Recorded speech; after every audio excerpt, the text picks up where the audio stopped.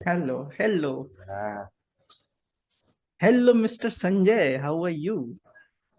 I'm fine. How about you? But you are not Sanjay. आपका तो channel name कुछ अलग है तो why Sanjay Singh is here? I was supposed to talk with Monkey the Luffy. क्या नाम था भाई? Yeah, this is divine. Divine monkey के साथ हमको बात करनी थी। ये कौन आ गया भाई? I'm just representing him on behalf as per power of attorney. ओह, तो मतलब डिवाइन मंकी जी बहुत जरा बिजी हैं डिवाइन काम करने हाँ में। वो yes, he is very divine और सेलिब्रिटी है तो उन्होंने अपनी रख रखे हैं कुछ लोग और हम कहीं उनके उनने लिए हैं। 5G के टॉवर्स लगाने का तो नहीं ले रखा कॉन्ट्रैक्ट? अभी चल रहा है उनका अपना खुद का टेक्नोलॉजी निकालने वाले हैं 5G का। बाय द वे, आज हम लोग जो अब भी वो ये वीडियो 5G नहीं। देखने वाले हैं या देखेंगे उनको मैं बता देता हूँ कि we are gonna talk about 5G technology which was just introduced in India, otherwise already available in US and other countries in Europe and United States and other things. So just we gonna talk about the 5G and the advantages and other things related to 5G. So how we gonna continue? Let us start with what is 5G because जो भी हमारे viewer है they should know कि 5G क्या है। तो Okay. We should discuss it. So basically मेरे को जो 5G पे जाने से पहले मैं बिल्कुल डीप में जाने से शुरू करना चाहूंगा। First of all, what is network? What is 1G, 2G, 3G, 4G? ये क्या है आपके हिसाब से? ओके, क्या लगता है आपको? ये नेटवर्क का बैंडविड्थ है स्पीड के हिसाब से जो हम्म। हमें उसके हिसाब से डिसाइड किया है। आई डोंट नो जी का क्या उसमें डिस्कशन में है, वेटेज क्या है, जी इज ओके, फॉर व्हाट, वो मैं बैंडविड्थ बताता हूँ आपको। रेशियो और व्हाट। वो मैं बताता हूँ। फर्स्ट ऑफ ऑल, जी का मतलब है जनरेशन। तो 1G was the landline things. अगर आपको याद हो, इतने बड़े दो दो तीन तीन किलो के फोन आया करते थे। फर्स्ट जनरेशन उनको फोन बोला करेक्ट। जाता था। सेकेंड जनरेशन वो फोन्स थे जिसमें हमने कॉर्डेड फोन यूज करना शुरू किया, लाइक लैंडलाइन फोन। अब पहले पहले क्या होता था, 1 किलो का फोन लेके ऐसे घूमना पड़ता था। फिर क्या हुआ, लैंडलाइन का फोन उठाने लगे, हेलो वो ईंट रिसीवर की वाला तरह जो बात करने फोन होता लगे। था जो सर पे मार दिया हाँ वही। और उसके बाद 3G। 3G was the one जो था। इंडिया में बहुत ज्यादा मेरे को क्रेज लगा था, क्योंकि उस टाइम जो स्पीड आया करती थी भाई साहब, मेरा मतलब 2-3 kbps पे डाउनलोड हम्म। चलता था। और इवन उस टाइम पे मोबाइल भी आपको पता ही थे तो हाँ कितने शानदार हुआ करते थे कि भाई बहुत अच्छा मोबाइल में भी आपको बहुत ज्यादा स्पीड आई तो 100 kbps, मैक्सिमम 100 kbps। ऐसा लगता था भाई क्या ही स्पीड आ रही है, 100 kbps, समझ रहे हो? मतलब अलग ही हद में नशे में लोग। करेक्ट है। उसके बाद आया 3G, 90s थर्ड में जनरेशन। ये 90s के दिन है। हाँ, उसके बाद आया था 3G। 3G तो आपको पता ही होगा, रिवॉल्यूशनरी टेक्नोलॉजी, जहां पे आईफोन को बहुत ज्यादा बूम मिला बिकॉज टच टेक्नोलॉजीज इंट्रोड्यूस होना शुरू हो गई because of the 3G things. ठीक है। तो 3G की जो मैक्सिमम स्पीड हुआ करती थी, लोगों का कहना करेक्ट था है। 1 Gbps स्पीड देंगे, 1 Gbps स्पीड देंगे, जो कि अभी भी पॉसिबल नहीं हुआ है। तो अभी तो 100 Mbps भी स्पीड बहुत ज्यादा लगती है। ठीक है। बट 3G का जो प्राइसिंग अगर आप देखो, तो भाई as compare to 2G, 3G का प्राइस 1 GB जो डाउनलोड करने, मुझे अगर याद है 1 GB का जो मैंने प्लान लिया हुआ था वो अराउंड 500 से 600 रुपीज का आया करता था, चाहे किसी भी कंपनी का क्यों ना ले लो। मतलब 1 GB ओनली, जो कि आजकल 1.5 GB आपको पता करेक्ट है है, फोर बिल्कुल जी मिल करेक्ट है। जाता है। वो 500-600 का पड़ता था। हम्म। इवन ट्रंक कॉल्स जो बहुत एसटीडी कॉल्स वगैरह बोलते थे, 1 रुपये 25 पैसे का पर मिनट। अभी तो हम्म। अभी की जनरेशन जो अभी 2000 के बाद पैदा हुई, हम्म। उनको तो याद भी नहीं होगा कि ये सब 2010 के बाद से, जब से 3G का रिवॉल्यूशन आया तो रेट्स कम होने शुरू हो गए। बाकी अगर 4G की बात करें तो फोर स्ट्रगल जी क्या होती है। तो आपको क्या लगता है 4G का रिवॉल्यूशन क्या लगता है आपको? क्या सच में सिर्फ जियो की वजह से 4G का रिवॉल्यूशन आ गया, या फिर क्या लगता है आपको अलग कंपनीज ने भी इसमें कंट्रीब्यूशन दे दिया? क्योंकि इसके बाद फिर हम 5G पे बात करेंगे। देखिए इसमें करेक्ट है, करेक्ट। देखिए इसमें ना दो तीन चीज़ों का बहुत बड़ा एक रोल रहा है। हम्म। पहली चीज, आज की इंडस्ट्री में डेटा सबसे ज़्यादा इम्पोर्टेंट है। ओके। और जितना ज़्यादा मास के साथ कनेक्ट होंगे उतना ही ज़्यादा डेटा आएगा। हम्म। तो अंडरलाइन ऑब्जेक्टिव जो 4G का था हम्म। वो ये था कि जितने ज़्यादा पीपल या मास से कनेक्ट हों उतना ज़्यादा ये आपके यूज़र बढ़ेंगे। और जितने ओके। ज़्यादा यूज़र बढ़ेंगे उतने ही ज़्यादा आपका रीच बढ़ेगा। और करेक्ट। 4G टेक्नोलॉजी ने भी काफ़ी चेंजेस किए हैं, अगर आप इंडस्ट्री के अंदर भी देखें या फिर ह्यूमन सोसाइटी के अंदर भी देखें। हम्म। 3G 2G में आपको भी याद होगा कि कभी वर्चुअल मीटिंग भी अगर करनी होती थी, that was practically impossible. But practically आज इम्पॉसिबल। हम I was work from actually home. Thinking कि भाई ये 3G के जमाने में अगर किसी को वीडियो कॉल भी करना हो तो ऐसे चलता था, आ ओ ए ओ हाँ। बिल्कुल इवन करेक्ट, वीडियोस बिल्कुल करेक्ट। वीडियोस भी मतलब ऐसे चला के अगर छोड़ना, अगर आपको एचडी में वीडियो देखना है 3G के टाइम में भी, तो मुझे ऐसे हाँ, डाउनलोड की स्टाइल में छोड़ देना पड़ता है कि भाई वीडियो पूरा अगर विदाउट स्टॉप इंटरप्शन करा, देखना है तो स्टार्ट करके स्टॉप करके छोड़ देते थे कि भाई तू पूरा लोड हो स्टॉप जा। करके छोड़ दो, ताकि ये नीचे व्हाइट कलर का पहले पूरा आ जाए, उसके बाद स्टार्ट करेंगे, ताकि विदाउट बफरिंग मूवी देख सके या कोई यस। वीडियो देख सके। राइट। तो अगर वैसे टेक्नोलॉजी और सोसाइटी, ह्यूमन सोसाइटी के अंदर डेवलपमेंट की बात देखें, तो हम्म। वीडियो कॉल और ये जो टेक्नोलॉजीज हैं, इन्होंने या। काफ़ी इनेबल किया है। कॉर्पोरेट सेक्टर हो चाहे सर्विस सेक्टर हो, अगर जोमेटो या स्विगी, अगर ऐसी इंडस्ट्रीज 2G और 4G के 3G के टाइम पे होती ना, या हम्म। 1G 2G के टाइम पे, तो they could not have survived it, because environment वैसा नहीं था। लेकिन करेक्ट। 4G ने ऐसा एनवायरनमेंट दिया और लोगों को 5G के लिए जो है मेंटली, साथ में टेक्नोलॉजिकली भी रेडी किया है। क्योंकि 4G और करेक्ट। 5G में स्पीड का डिफरेंस है, और थोड़ा बहुत जो अपना हार्डवेयर में डिफरेंस है वो है। हम्म। अदरवाइज उसमें हमें स्पीड भी ज़्यादा मिलने वाली है। तो okay. Definitely it is going to transform entire earth, entire world, it is going to be transform. क्योंकि अभी फ्यूचर में हम देखें तो 5G टेक्नोलॉजी, अभी हम 4G की बात कर रहे हैं, बट हम्म। 4G में भी आप देखो तो जो मेडिकल इंडस्ट्रीज हैं या आपकी स्पेस टेक्नोलॉजीज हैं, तो हम्म। उसके अंदर 4G का आप देखो कितना यूज है। सैटेलाइट अपलोडिंग में, सैटेलाइट कंट्रोल में, और अगर आपको एक कंट्री से दूसरे कंट्री में अगर किसी डॉक्टर को अपना एक्सपर्टीज भी प्रोवाइड करना है, they also hmm. do through video calling and like just we are doing, हम लोग या। जैसे कर रहे हैं उस तरीके से। करेक्ट। एंड 5G में ऐसा होगा कि they can actually control it. तो definitely it's going to transform human society in next 10 to 20 years। Okay. Before we actually go on to the 5G, पहले 4G का पूरा क्लियर करते हैं कंसेप्ट। तो 4G जो आपको क्या करेक्ट। लगता है ये क्या बेस स्पीड आने से क्या फायदा हुआ, या फिर एक्चुअल आपको कितनी एक्चुअल स्पीड मिलती है? You live in Delhi, I live in Madhya Pradesh Bhopal, so there is a metro city and the city structure is different and the service एक सेकंड, एक प्रोवाइडेशन सेकंड, इज एक ऑल्सो सेकंड, एक डिफरेंट। Second, sorry. हाँ, हाँ, no ये अभी हमारा problem. Buffering हो गया था, मम्मी आ गई थी। ये 3G टेक्नोलॉजी में हम चले गए थे guys, don't worry, this was the 3G technology which will be edit, cut कर दिया जाएगा, एडिटर कट कर दियो। तो वैसे एक बार दोबारा एडिटर हम हम लोग खुद उस ही लोग हैं, पॉइंट पर डोंट जाते वरी। हैं, मेरी तरफ से थोड़ा क्या क्या क्या? एक बार दोबारा हम लोग आते हैं, हमारा बेसिक जो अभी क्वेश्चन था कि 4G क्या अंडरलाइन। हाँ, सो वी वर हाँ जी। आस्किंग कि 4G एक्चुअल में जब जियो ने इंट्रोड्यूस किया, तो आपको क्या लगता है कि बाकी कंपनियों को हम्म, क्यों 4G इतना, इतनी तरीके से, मतलब देखा जाए तो 4G के बहुत सारे बैंड्स हैं, इवन 5G के भी बहुत सारे बैंड्स हैं जिसके बारे में हम आगे बात हम्म, करेंगे, लेकिन 4G में भी ऑलमोस्ट 9 बैंड्स हैं। ठीक है, मतलब मेगा हर्ट जिसपे हम लोग बात करते हैं, फोन हाँ, में जो नेटवर्क कनेक्शन जो आपको इतने लाइंस दिखते हैं उससे कोई मतलब नहीं होता, आप किस बैंडविड्थ पे हैं गीगाहर्ट्ज उसके में ऊपर अपने। डिपेंड करता है। ठीक है, तो काफी सारे ऐसे करेक्ट है। नेटवर्क्स थे लाइक वी, या फिर मैं बोलूँ आइडिया, और फिर Vodafone, Airtel, Jio. Jio was the first one two introduce 4G। सो आपको क्या लगता है कि क्यों ऐसा राइट। 4G के लिए लोगों को रिवॉल्यूशन करना पड़ा, लाइक काफी कंपनीज अगर देखा जाए तो मर्ज होना पड़ा, तो ऐसी कंडीशन आ गई कि काफी कंपनीज बंद भी हो गई और मर्जर भी हो गया, तो ऐसा क्या हुआ करेक्ट कि है। 4G इतना ज्यादा लोगों को फोर्स करना पड़ा कि भाई 4G पे जाओ, 4G पे जाओ? क्यों 3G से क्या हमारा काम नहीं चल रहा था, या फिर हम 3G को अगर अपग्रेड करते like 3G+ and anything like that, कि भाई उसी में और थोड़ा हम्म। अपग्रेडेशन करके हम स्पीड बढ़ा देते, तो why to go on the 4G side? मैं पहले इसमें ना थोड़ा कमर्शियल एस्पेक्ट पे फोकस डालना चाहूँगा। ओके। 4G और 3G, उसमें जो अपना इंफ्रास्ट्रक्चर का जो पॉइंट है, हम्म। वो हर एक कंपनी के लिए होता है कि एक इन्वेस्टमेंट होता है, एक प्रोजेक्ट कॉस्ट होती है, और फिर हम्म। वो ये देखते हैं कि क्या इस मार्केट में अभी लोग रेडी हैं या नहीं है, और साथ में देखते हैं कि क्या इससे मेरा काम चलेगा, या एग्जिस्टिंग से मेरा काम चल रहा है नहीं चल रहा है।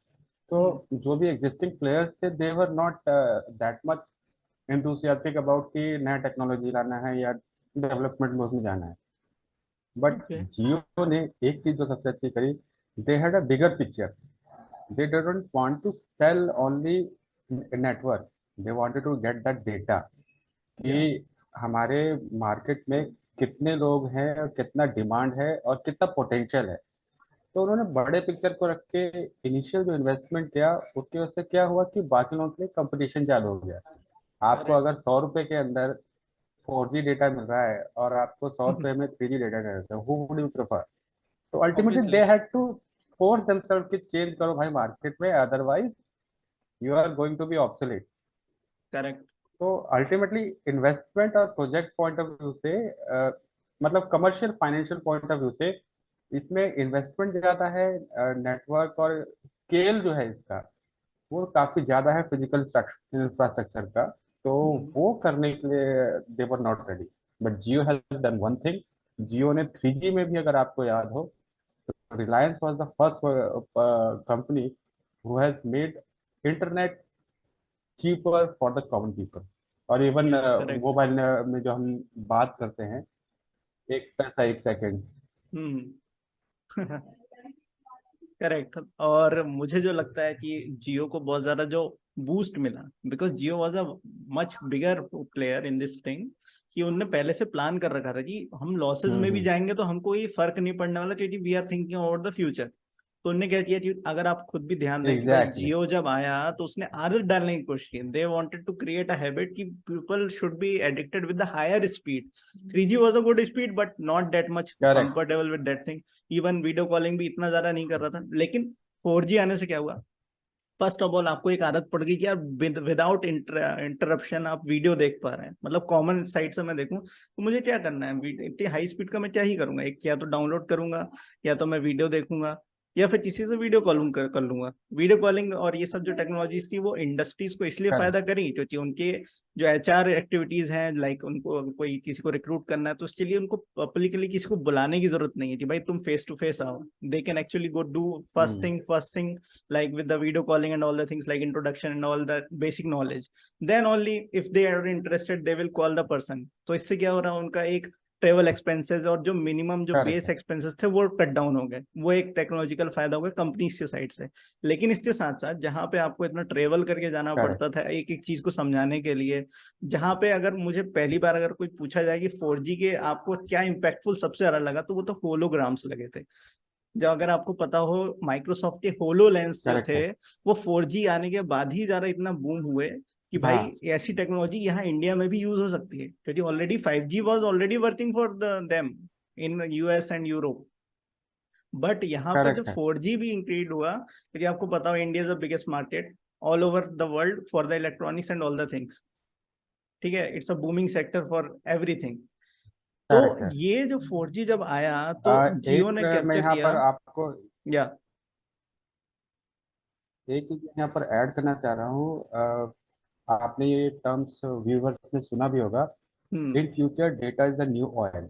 Yes, definitely. जैसे अभी ऑयल का है सेगमेंट कि ऑयल एक बहुत बड़ी कमोडिटी है, इसी तरीके से फ्यूचर में डेटा एक बहुत बड़ी कमोडिटी होगी। और बिल्कुल। जियो इस समय फर्स्ट मूवर एडवांटेज पे है। अगर किसी ने मैनेजमेंट में कुछ पढ़ रहे होंगे हम्म। कि तो दोनों की फर्स्ट मूवर एडवांटेज, उसका मतलब है जो पहले मार्केट में आया उसके पास उतना कंपटीशन नहीं है, तो उससे जितना कैप्चर कर सकता है वो उसकी मोनोपोली एक तरीके से कुछ टाइम के लिए रहती है। तो correct. Future they are doing it for data. Hmm. So वही मैं कंटिन्यू कर रहा था, जैसे आपने ऑयल की भी बात करी, तो जैसे अगर आप सबसे स्ट्रॉन्गेस्ट करेंसी अगर दुनिया में हम बात करें तो वो है दिनार। ओके, वो मतलब इंडियन रुपीज में अराउंड करेक्ट। 300-400 रुपए कुछ का है, एज कम्पेयर टू डॉलर जो कि 80 रुपीज टू 90 रुपीज हम्म। चलता रहता है वो। और जो दिनार है, सऊदी दिनार जो है बहुत फेमस है। वो इसलिए फेमस है, मतलब इतना ज्यादा उसमें लोग ट्रेडिंग करते हैं, इतना ज्यादा उसके स्ट्रॉन्गेटिविटी है because of the trading we are doing with that country. Hmm. क्योंकि वो सबसे बड़ा हमारे लिए प्रोड्यूसर है ऑयल का, करेक्ट है। ठीक है। और यही चीज जो है अभी मैं इसके ऊपर इसलिए फोकस कर रहा हूँ करेक्ट। बिकॉज अभी हमने ऑयल की बात करी क्योंकि वो अभी की बेसिक नीड है, लेकिन जैसे जैसे हम आगे एग्जैक्टली। बढ़ते जा रहे हैं डेटा जैसे आपने कहा सेम वही होने वाला है। इसलिए जो कंपनी मेटा है, जो फेसबुक मिलके और इंस्टाग्राम मिलके अब जो मेटा बन गए, why they are focusing on the hologram things और the holographics things, like augmented reality जिसको हम AR भी बोलते हैं, AI बोलते हैं, आर्टिफिशियल इंटेलिजेंस को। वाई दे आर करेक्ट है। Focusing on that thing? क्योंकि वो डेटा कलेक्ट करते जा रहे हैं उसके लिए, क्योंकि वो एक ऐसा एम्पायर क्रिएट करेंगे जहां पे उनके पास ऐसा वेल्थ हो जिसके लिए उनको किसी ऊपर डिपेंड ना होना पड़े। करेक्ट। इवन करेक्ट है, अगर फिजिकल मैं, वेल्थ नहीं है ये सारा अपना। हाँ क्योंकि अभी देखिए जैसे जैसे आगे बढ़ते जाएंगे टेक्नोलॉजी और ज्यादा बूम ही करने वाली है, हम और ज्यादा डिपेंडेंट होने वाले हैं। बिकॉज फर्स्ट ऑफ एग्जांपल अगर मैं और टेक्नोलॉजी के ऊपर करेक्ट है। जाऊं तो जैसे इलॉन मस्क का जो न्यूरा लिंक है, Neura link if you know, कि न्यूरा लिंक के थ्रू करेक्ट है। वो टेक्नोलॉजी को विद द बॉडी कनेक्ट कर देगा by just installing a device और something into the correct mind. है। ओके, मतलब आपको जो चीज टाइप करनी पड़ रही है, ठीक है, वो टाइप नहीं करनी पड़ी। आपने सोचा hello Sanjay how are you, बस मैंने दिमाग में सोचा और वो टाइप हो गया, बस मैं ऐसे आराम से बैठा हूँ, hello Sanjay how are you, type exactly. There. और ये कैसे पॉसिबल होगा? Because of the technology. तो ये बूम कैसे मिलेगा? जब जैसे जैसे हमारी स्पीड जो कनेक्टिविटी है, फॉर एग्जांपल अगर आपको मैं बताऊं कि भाई दिमाग में तो इतने कितने स्पीड में चल रहा होता, मिनी सेकेंड में आप ऐसे इंटरेक्ट कर पा रहे हैं अपनी बॉडी के साथ में। सेम अगर स्पीड वैसी नहीं होगी तो कैसे आपकी करेक्ट टेक्नोलॉजी है। किस चीज को इम्प्लीमेंट कर पाएगी? ठीक है। तो 4G आने से क्या हुआ कि भाई करेक्ट है। जो चीजें आपको चाहे मेडिकल हेल्प चाहिए हो तो एक्सपर्ट तो हर जगह आपके पास अवेलेबल हो नहीं सकते, लेकिन कॉल तो हर जगह अवेलेबल है। तो मेडिकल फील्ड में ये फायदा हो गया जी भाई, अगर किसी एग्जैक्टली। क्रिटिकल ऑपरेशन है और तुरंत कोई और डॉक्टर अवेलेबल नहीं है या आ नहीं सकता, तो वो अपने जूनियर डॉक्टर को हेल्प करके बता देता है भाई ये चीज ऐसे हो सकती है। Video calling help in that thing as well. For exactly. जी 4G आने से ही हुआ कि पहले क्या होता था, आपने देखा होगा बल्कि कंप्यूटर्स और बल्कि फाइल्स रखने पड़ते थे, बहुत सारा डेटा रखने के लिए, बहुत सारी। अभी भी गवर्नमेंट में अगर आप जाके देखो गवर्नमेंट ऑफिस में पहले बहुत सारी फाइल्स हुआ करती, अभी धीरे धीरे कम होते आ रहे, वो भी टेक्नोलॉजी में ब्लेंड होते जा रहे हैं। अंबार लगा रहता है पूरा का पूरा फाइल हाँ का। बोल रहा था मेडिकल फील्ड में जैसे क्या काफी चीजें ऐसी थी जो कि पॉसिबल नहीं थी ह्यूमनली, लेकिन with the help of technology correct है। टाइम सेव होने लगा। ऊपर से क्योंकि अगर किसी को, अगर आपको हेल्प करनी है, अगर मैं फिजिकली वहां पे जाता और उस चीज को परफॉर्म करता है या फिर कुछ उसमें इंस्ट्रूमेंट की मुझे कुछ करना है या फिर सर्विस प्रोवाइड करना है, तो पहले क्या होता था मुझे पर्सनली वहां जाना पड़ता था, तो वेस्टेज ऑफ टाइम, ट्रेवल क्योंकि मैं कर रहा हूँ तो वहां पे वेस्टेज ऑफ टाइम हो रहा था। इवन कॉस्ट उसका हायर हो रहा था क्योंकि टाइम बेस पे भी आपका कॉस्ट हाई होगा, क्योंकि अगर मैं एक ही टाइम पे दो लोगों को हर चीज डिलीवर कर सकता हूँ, वहीं मुझे एक के पास जाके डिलीवर करना है फिर दूसरे के पास जाके डिलीवर करना है, तो मैं अपना कहीं ना कहीं प्रॉफिट देखूंगा ना, तो मैं उसकी चीज हाई बिकॉज प्राइस में बेचूंगा। बिकॉज तो time is money. Time is money, yes. तो अगर जब टेक्नोलॉजी आ गई तो अगर आप ध्यान दीजिए even in the gaming sector also, अगर जब करेक्ट तक है। 3G था गेमिंग सेक्टर कहीं बूम नहीं कर रहा था, कोई गेमिंग की बात भी नहीं करता था, स्ट्रीमिंग की बात कर रहा हूँ मैं। एग्जैक्टली, लाइव क्योंकि स्ट्रीमिंग कहीं रीच नहीं दिखती था ही नहीं उतना। थी। हाँ मतलब रीच उतना लाइव, पॉसिबल ही नहीं था। या मतलब लाइव स्ट्रीमिंग इंडिया में कोई पूछता भी नहीं था, इवन पबजी हो चाहे ना हो इट डजेंट मैटर, उस टाइम कोई पूछता भी नहीं था कि भाई क्या क्या स्ट्रीमिंग होता, क्या स्ट्रीमिंग किसी को पता भी नहीं था। Not even gaming, correct. किसी भी टाइप की स्ट्रीमिंग आपको यूट्यूब पे इतना ज्यादा नहीं दिखती थी इंडिया में, क्या कहीं भी इंडिया के अलावा भी हम्म। काफी जगह पे जो ई स्पोर्ट्स ज्यादा फेमस था, बट ऐसे स्ट्रीमिंग नहीं की जा सकती थी। लेकिन जैसे ही करेक्ट है। ये टेक्नोलॉजी आई कि भाई स्पीड इतनी ज्यादा अच्छी कि जब आप एक साथ इतने सारे लोगों को डिलीवर कर सकते हो कोई भी चीज, जैसे गेमिंग हो चाहे मेडिकल फील्ड हो चाहे बिजनेस फील्ड हो, किसी भी चीज में आपको अगर यहाँ पर टाइम एक ही इतना देना है, एक ही टाइम देना है, लेकिन आप जितने सारे लोगों को एक साथ डिलीवर कर सकते हो। तो आपने देखा बहुत सारी मीटिंग्स जो थी like Zoom, we are on, Zoom meetings से ज्यादा एग्जैक्टली। इतना फेमस हो गई। इवन कोरोना आने से पहले भी लोग जूम में आना प्रेफर करने लगे थे। ऐसा नहीं है या कि मतलब लेकिन कोरोना आने के बाद से ही मतलब ये वीडियो मीटिंग्स वगैरह बहुत ज्यादा बूम हुई, उससे पहले भी बट मतलब लोग लेवल उसमें लगे और थे। जो क्वांटम है अपना मीटिंग्स का और इन सब का वर्क फ्रॉम होम और इन सब का, इसमें अगर 4G टेक्नोलॉजी नहीं होती ना तो we would have been in better for worse situation. या तो यही मतलब मैं अगर बात करूं इंडिया में 4G की, तो भाई गेमिंग रिवॉल्यूशन या फिर बिजनेस रिवॉल्यूशन 4G के आने के बाद हुआ, क्योंकि स्पीड इस तरीके से आ गई कि मतलब कॉन्स्टेंटली विदाउट अ ग्लिच और without a buffering and loading you can actually interact with the person live, like we are correct है। Doing right now.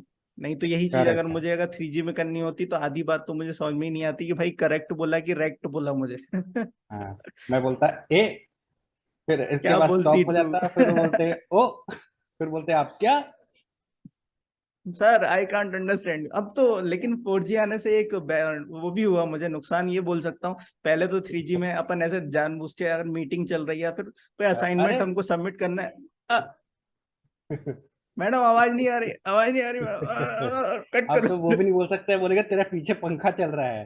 अरे बोले पंखा, पंखा ठीक, अरे ठीक है बैकग्राउंड ब्लर करके बैठा हूँ। बोले ऐसे ही अटक गया। अरे अच्छा नेटवर्क चला गया था सर, कुछ नहीं कुछ नेटवर्क चला गया था। अब तो वो बोलेंगे बेटा 4G आ गया बेटा, अब तो मोबाइल में भी 100 MBPS की स्पीड आती है बेटा। और हम भी आ गए हैं बेटा, हमें बताओ मत तुम। करेक्ट। तो ये तो हमने एक बात की 4G की, मतलब ये सारे बेनिफिट्स जो मुझे लगे कि मतलब मैं इतने सारे बूम हुआ। आपको और क्या लगता है अलग से क्या बेनिफिट और हुआ? इसमें दो चीजें, दो फील्ड को और हमें एज ए कपल करके देखना पड़ेगा। पहला है हमारा एजुकेशन सेक्टर। 4G आने से जो है ना, जो कॉमन पीपल है, कॉमन मास है, उसको कोई भी चीज सीखने के लिए टेक्नोलॉजी ने, इस 4G टेक्नोलॉजी ने इनेबल किया है। आप 10 साल पहले का देख लो, अगर किसी को प्रोग्रामिंग सीखनी होती थी ना, तो he hmm. Has to go to proper channel, यानी कि कोचिंग सेंटर में जाके बैठना है, ये करना है। आज आपके इंस्टीट्यूट। पास इंस्टीट्यूट के समय बैठना है, आज आपके पास क्या है, आप सिंपल ऑनलाइन जाके अनइंटरप्टेड कोडिंग सीख सकते हो।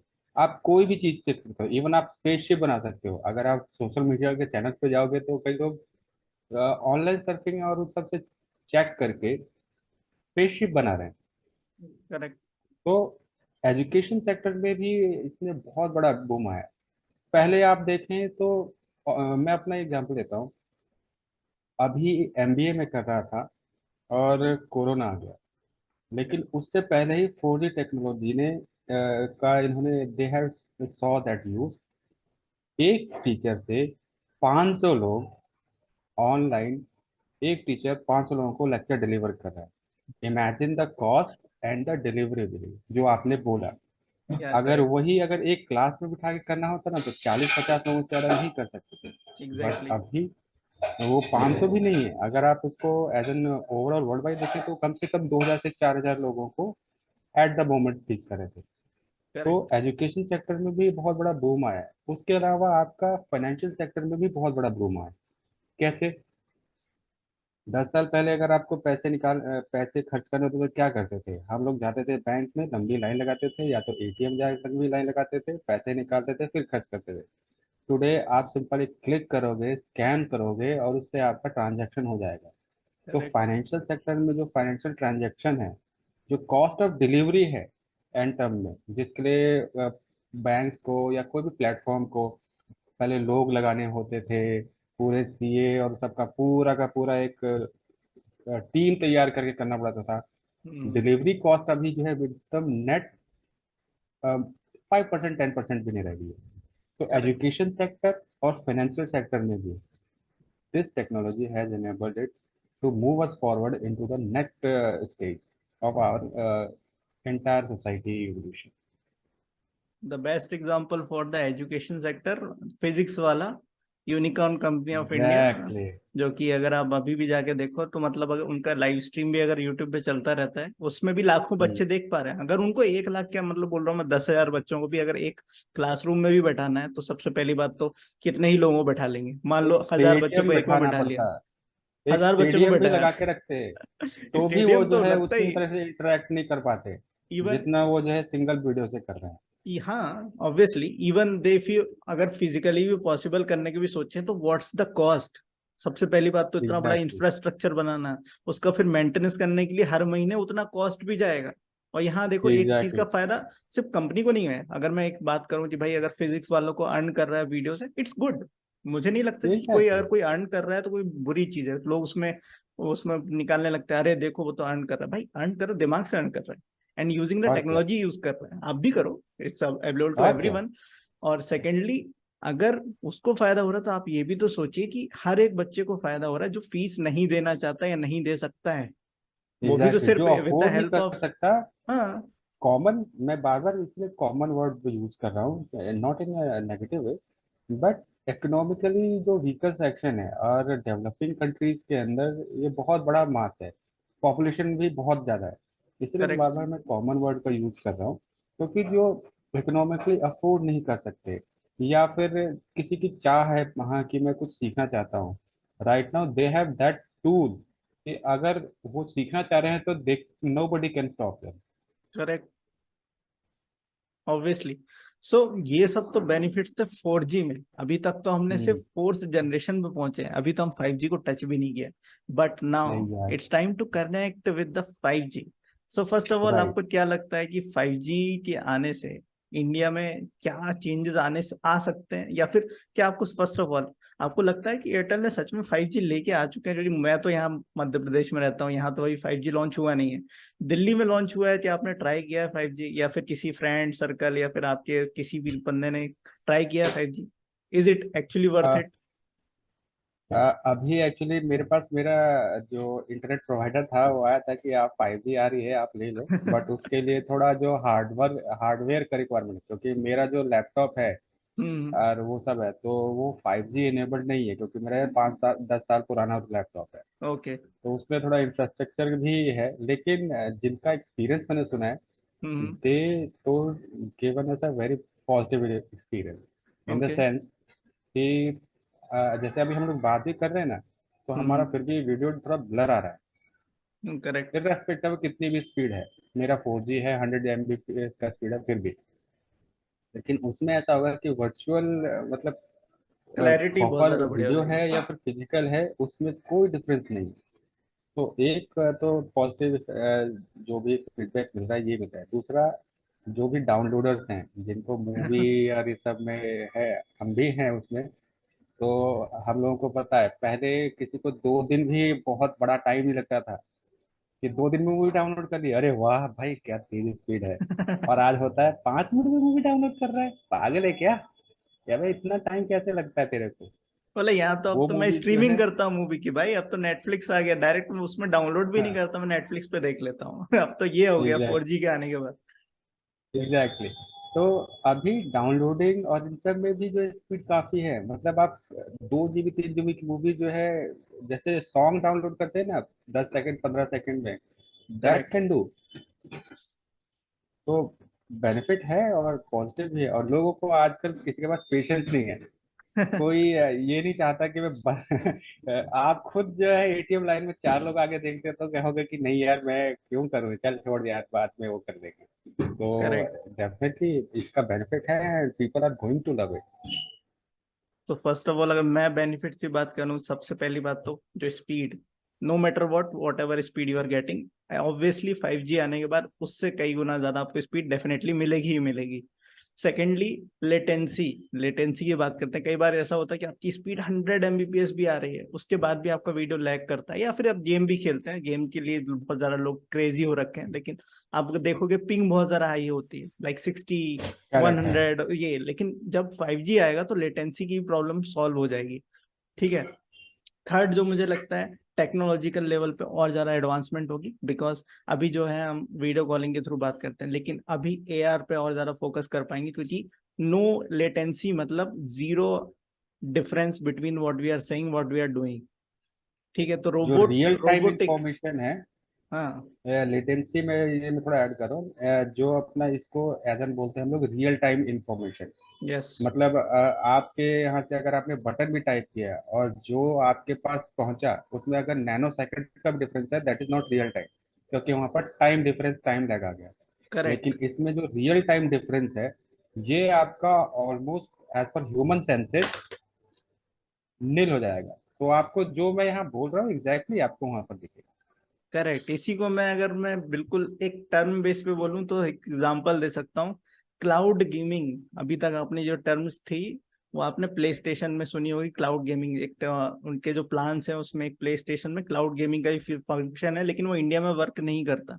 यूएस में वर्क करता है, अगर मैं एग्जैक्टली। VPN यूज करके जाऊंगा और वहां का VPN डालूंगा तो वो उसमें मैं खेल सकता हूँ, लेकिन अभी भी प्रॉब्लम ये है कि 4G की स्पीड उतनी भी हाई नहीं है कि मैं यहाँ पे कुछ टाइप करूं और वो तुरंत वहां पे उस तरीके से वो बंदा रिएक्ट करे।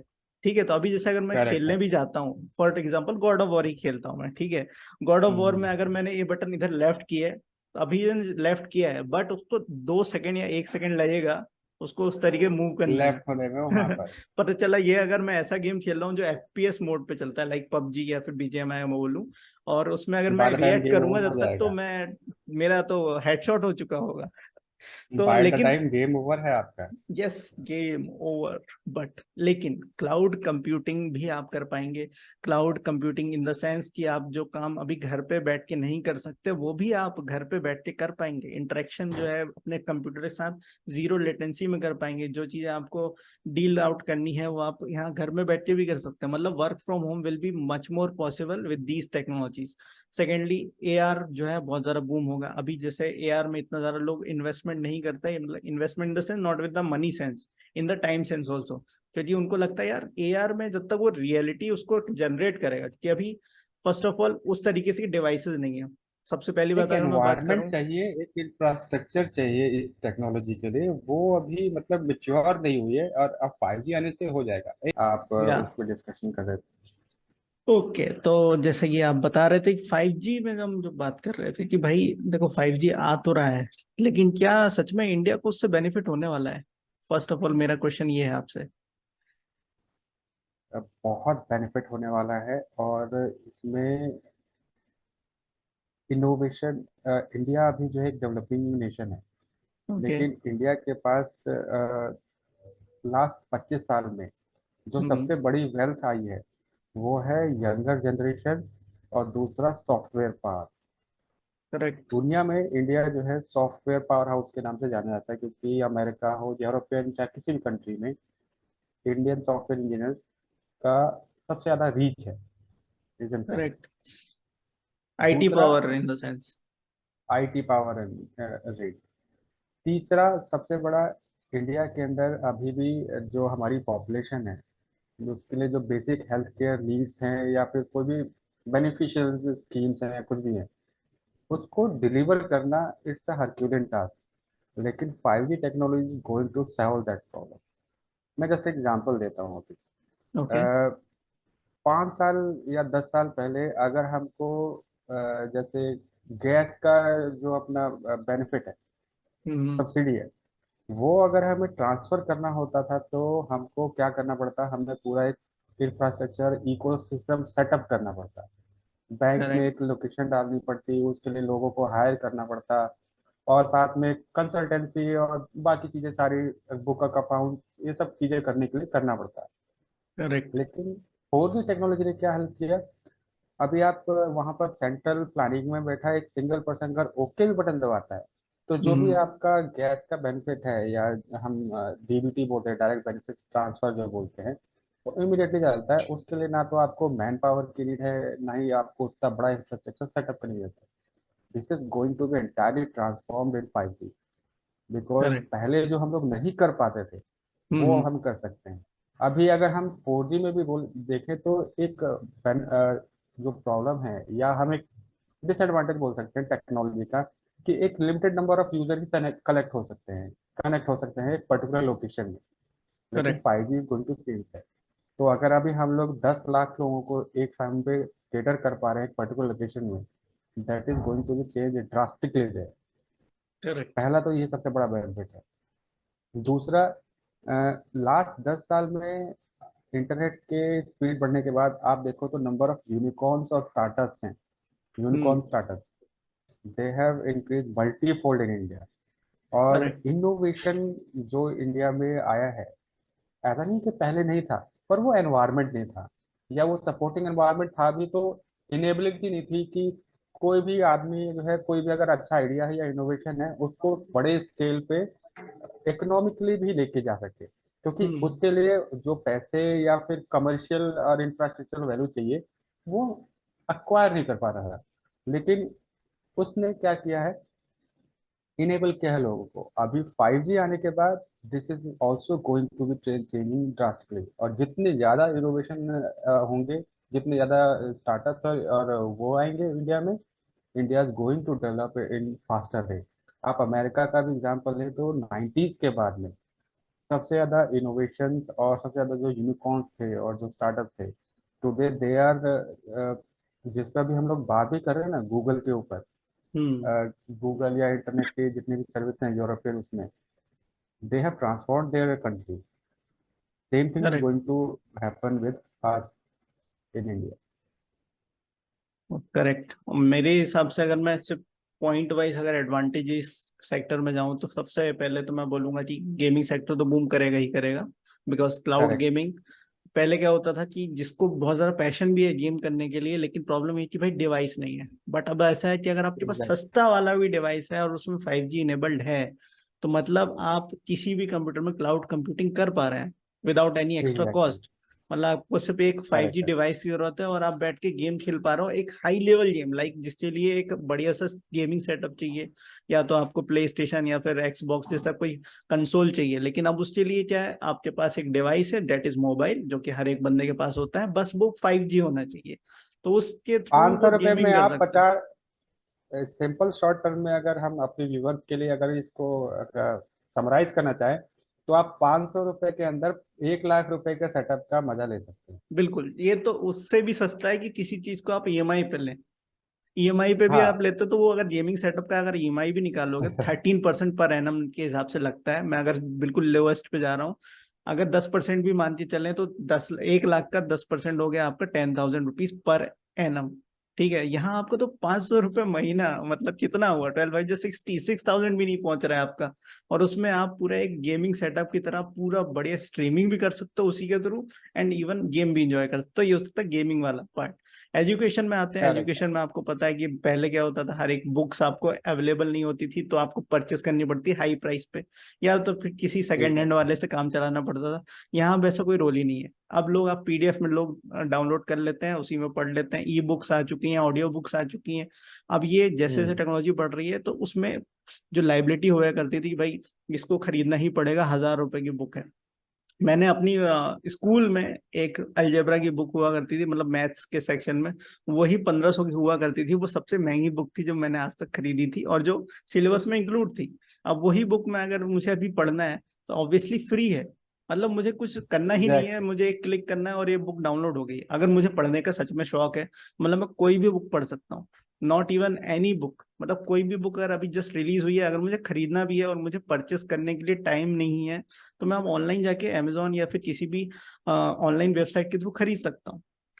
सेकेंडली, सही अब बात। उसमें जो छोटे लोग थे, मतलब जिनका बहुत बड़ा सेटअप नहीं था, लेकिन वो अपना जो सेटअप है, मतलब अलग अलग जगह पर अपना बिजनेस फैलाना चाहते थे, तो उनको क्या हो गया है कि जो ऐसे ऑनलाइन शॉप्स अवेलेबल हैं, उनमें वो लोग क्या करते हैं, पार्टनरशिप कर लेते हैं।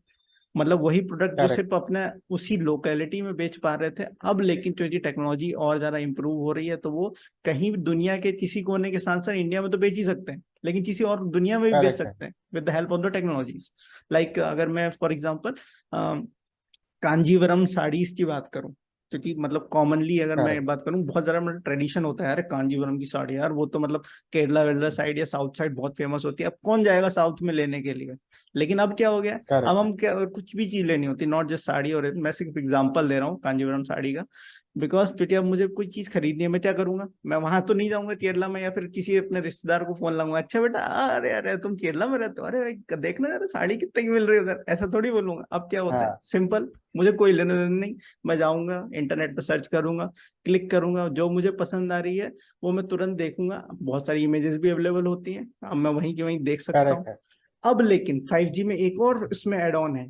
अब जब 5G आ जाएगा तो एग्जैक्टली। इसमें आर्टिफिशियल रियलिटी भी जुड़ जाएगी। दैट मीन्स जो आप वहां पे अभी सिर्फ फोटो देख पा रहे थे, उसको 3D व्यू में देख पाओगे। लाइक एक एक, ये इतना जूम करके देखते हो, अच्छा इसका क्वालिटी कैसा है एक इसमें, रियल टाइम रियल एक टाइम रियल टाइम जो ह्यूमैनिटी और एक्सपीरियंस क्लैरिटी, है अपना, HD, ये सब जो वो बोलते हैं ना, उसमें वो सिर्फ मिलेगा। ऐसा एक्चुअल में लगेगा कि होगा। आप, हाँ, ऐसा उसमें इसमें फील आएगा कि हाँ आप रियल में खुद देख रहे हो। करेक्ट। ये हमने बात की अभी इसमें बिजनेस साइड से। अब मैं बात करता हूँ एग्रीकल्चर के बारे में। अब उसमें लोग सोच रहे हैं भाई 5G का एग्रीकल्चर से क्या लेना देना है? बहुत लेना देना है। जैसे वेट जैसे till you five C. G technologies increase होंगी, तो अगर मैं आपको बताऊं, अभी भी लोग जो हैं पेस्टिसाइड्स का यूज करते हैं, सब कुछ करते हैं, लेकिन 5G टेक्नोलॉजी आने के बाद, फॉर एग्जांपल मैं कंपनी का नाम पता नहीं लेना चाहिए या नहीं लेना चाहिए, लेकिन वो उसमें ऑलरेडी इसमें इतना ज़्यादा फॉरवर्ड है। हीलियम आपने सुना होगा, हीलियम जो कंपनी है वो ऐसे 5G इनेबल्ड डिवाइसेस इंस्टॉल करवाती है और करती भी है। अगर आप उसमें पार्टनरशिप लेते हो तो वो एक डिवाइस आपको लेना पड़ता है, जिसके बदले में आप एक टाइप से पार्टनरशिप कर रहे हो कंपनी के साथ। लेकिन वो फायदा क्या है, जैसे आप पेस्टिसाइड जो लोग हैं, आप किसी रिश्तेदार के पास गए या फिर अपने बाजू वाले पड़ोसी, वो भी खेती करता है, आप भी खेती करते हो, उसने बोला भाई कौन सी पेस्टिसाइड खरीदा, अच्छा 100B करके, मैं एग्जांपल दे रहा हूँ, मुझे पेस्टिसाइड का नाम नहीं पता है, मैं सिर्फ एग्जांपल दे रहा हूँ कि मैंने 100B यूज किया। बोला ठीक है भाई, मैं भी यूज कर लेता हूँ, मेरा बाजू वाला तो 100B यूज कर लेता है, तो वो भी यूज करने लगा। बट द प्रॉब्लम इज कि सभी की सॉइल फर्टिलिटी अलग अलग है, ठीक है, हर एक फर्टिलिटी के एग्जैक्टली। लिए एक फर्टिलाइजर यूज होता है, और आप दूसरे वाले को देख के वही फर्टिलाइजर यूज कर रहे हो, that means you are actually not growing your soil, जो आप डिग्रेड कर रहे हो उस चीज को। लेकिन जो 5G इनेबल्ड डिवाइसेस जो आएंगे और आने वाले हैं, उससे क्या हो रहा है, वो हर एक सॉइल की फर्टिलिटी लेवल तक, इवन टेम्परेचर क्या है वहाँ का, क्या कैसी मॉइस्चर है, कब कोई सी कैलेमिटी आने वाली है, वो सब चीज रिकॉर्ड हो रही है उस 5G इनेबल्ड डिवाइस में।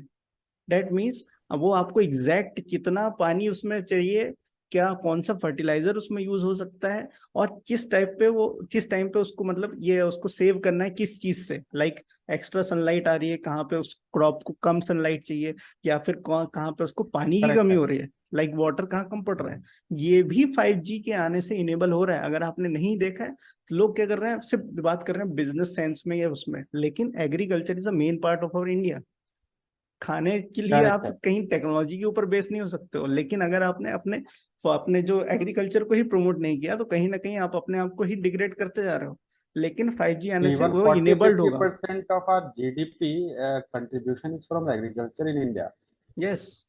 तो यही चीज एक बहुत ही इंपॉर्टेंट चीज मुझे लगी जब मैंने देखा कि अरे हाँ यार, ऐसे डिवाइसेस बन रहे हैं जो एक्चुअल में आपको ये सब चीजें भी बताएंगे कि सॉइल की क्वालिटी क्या है, किस जगह पर कैसी सॉइल क्वालिटी है, और क्या चीजें हैं।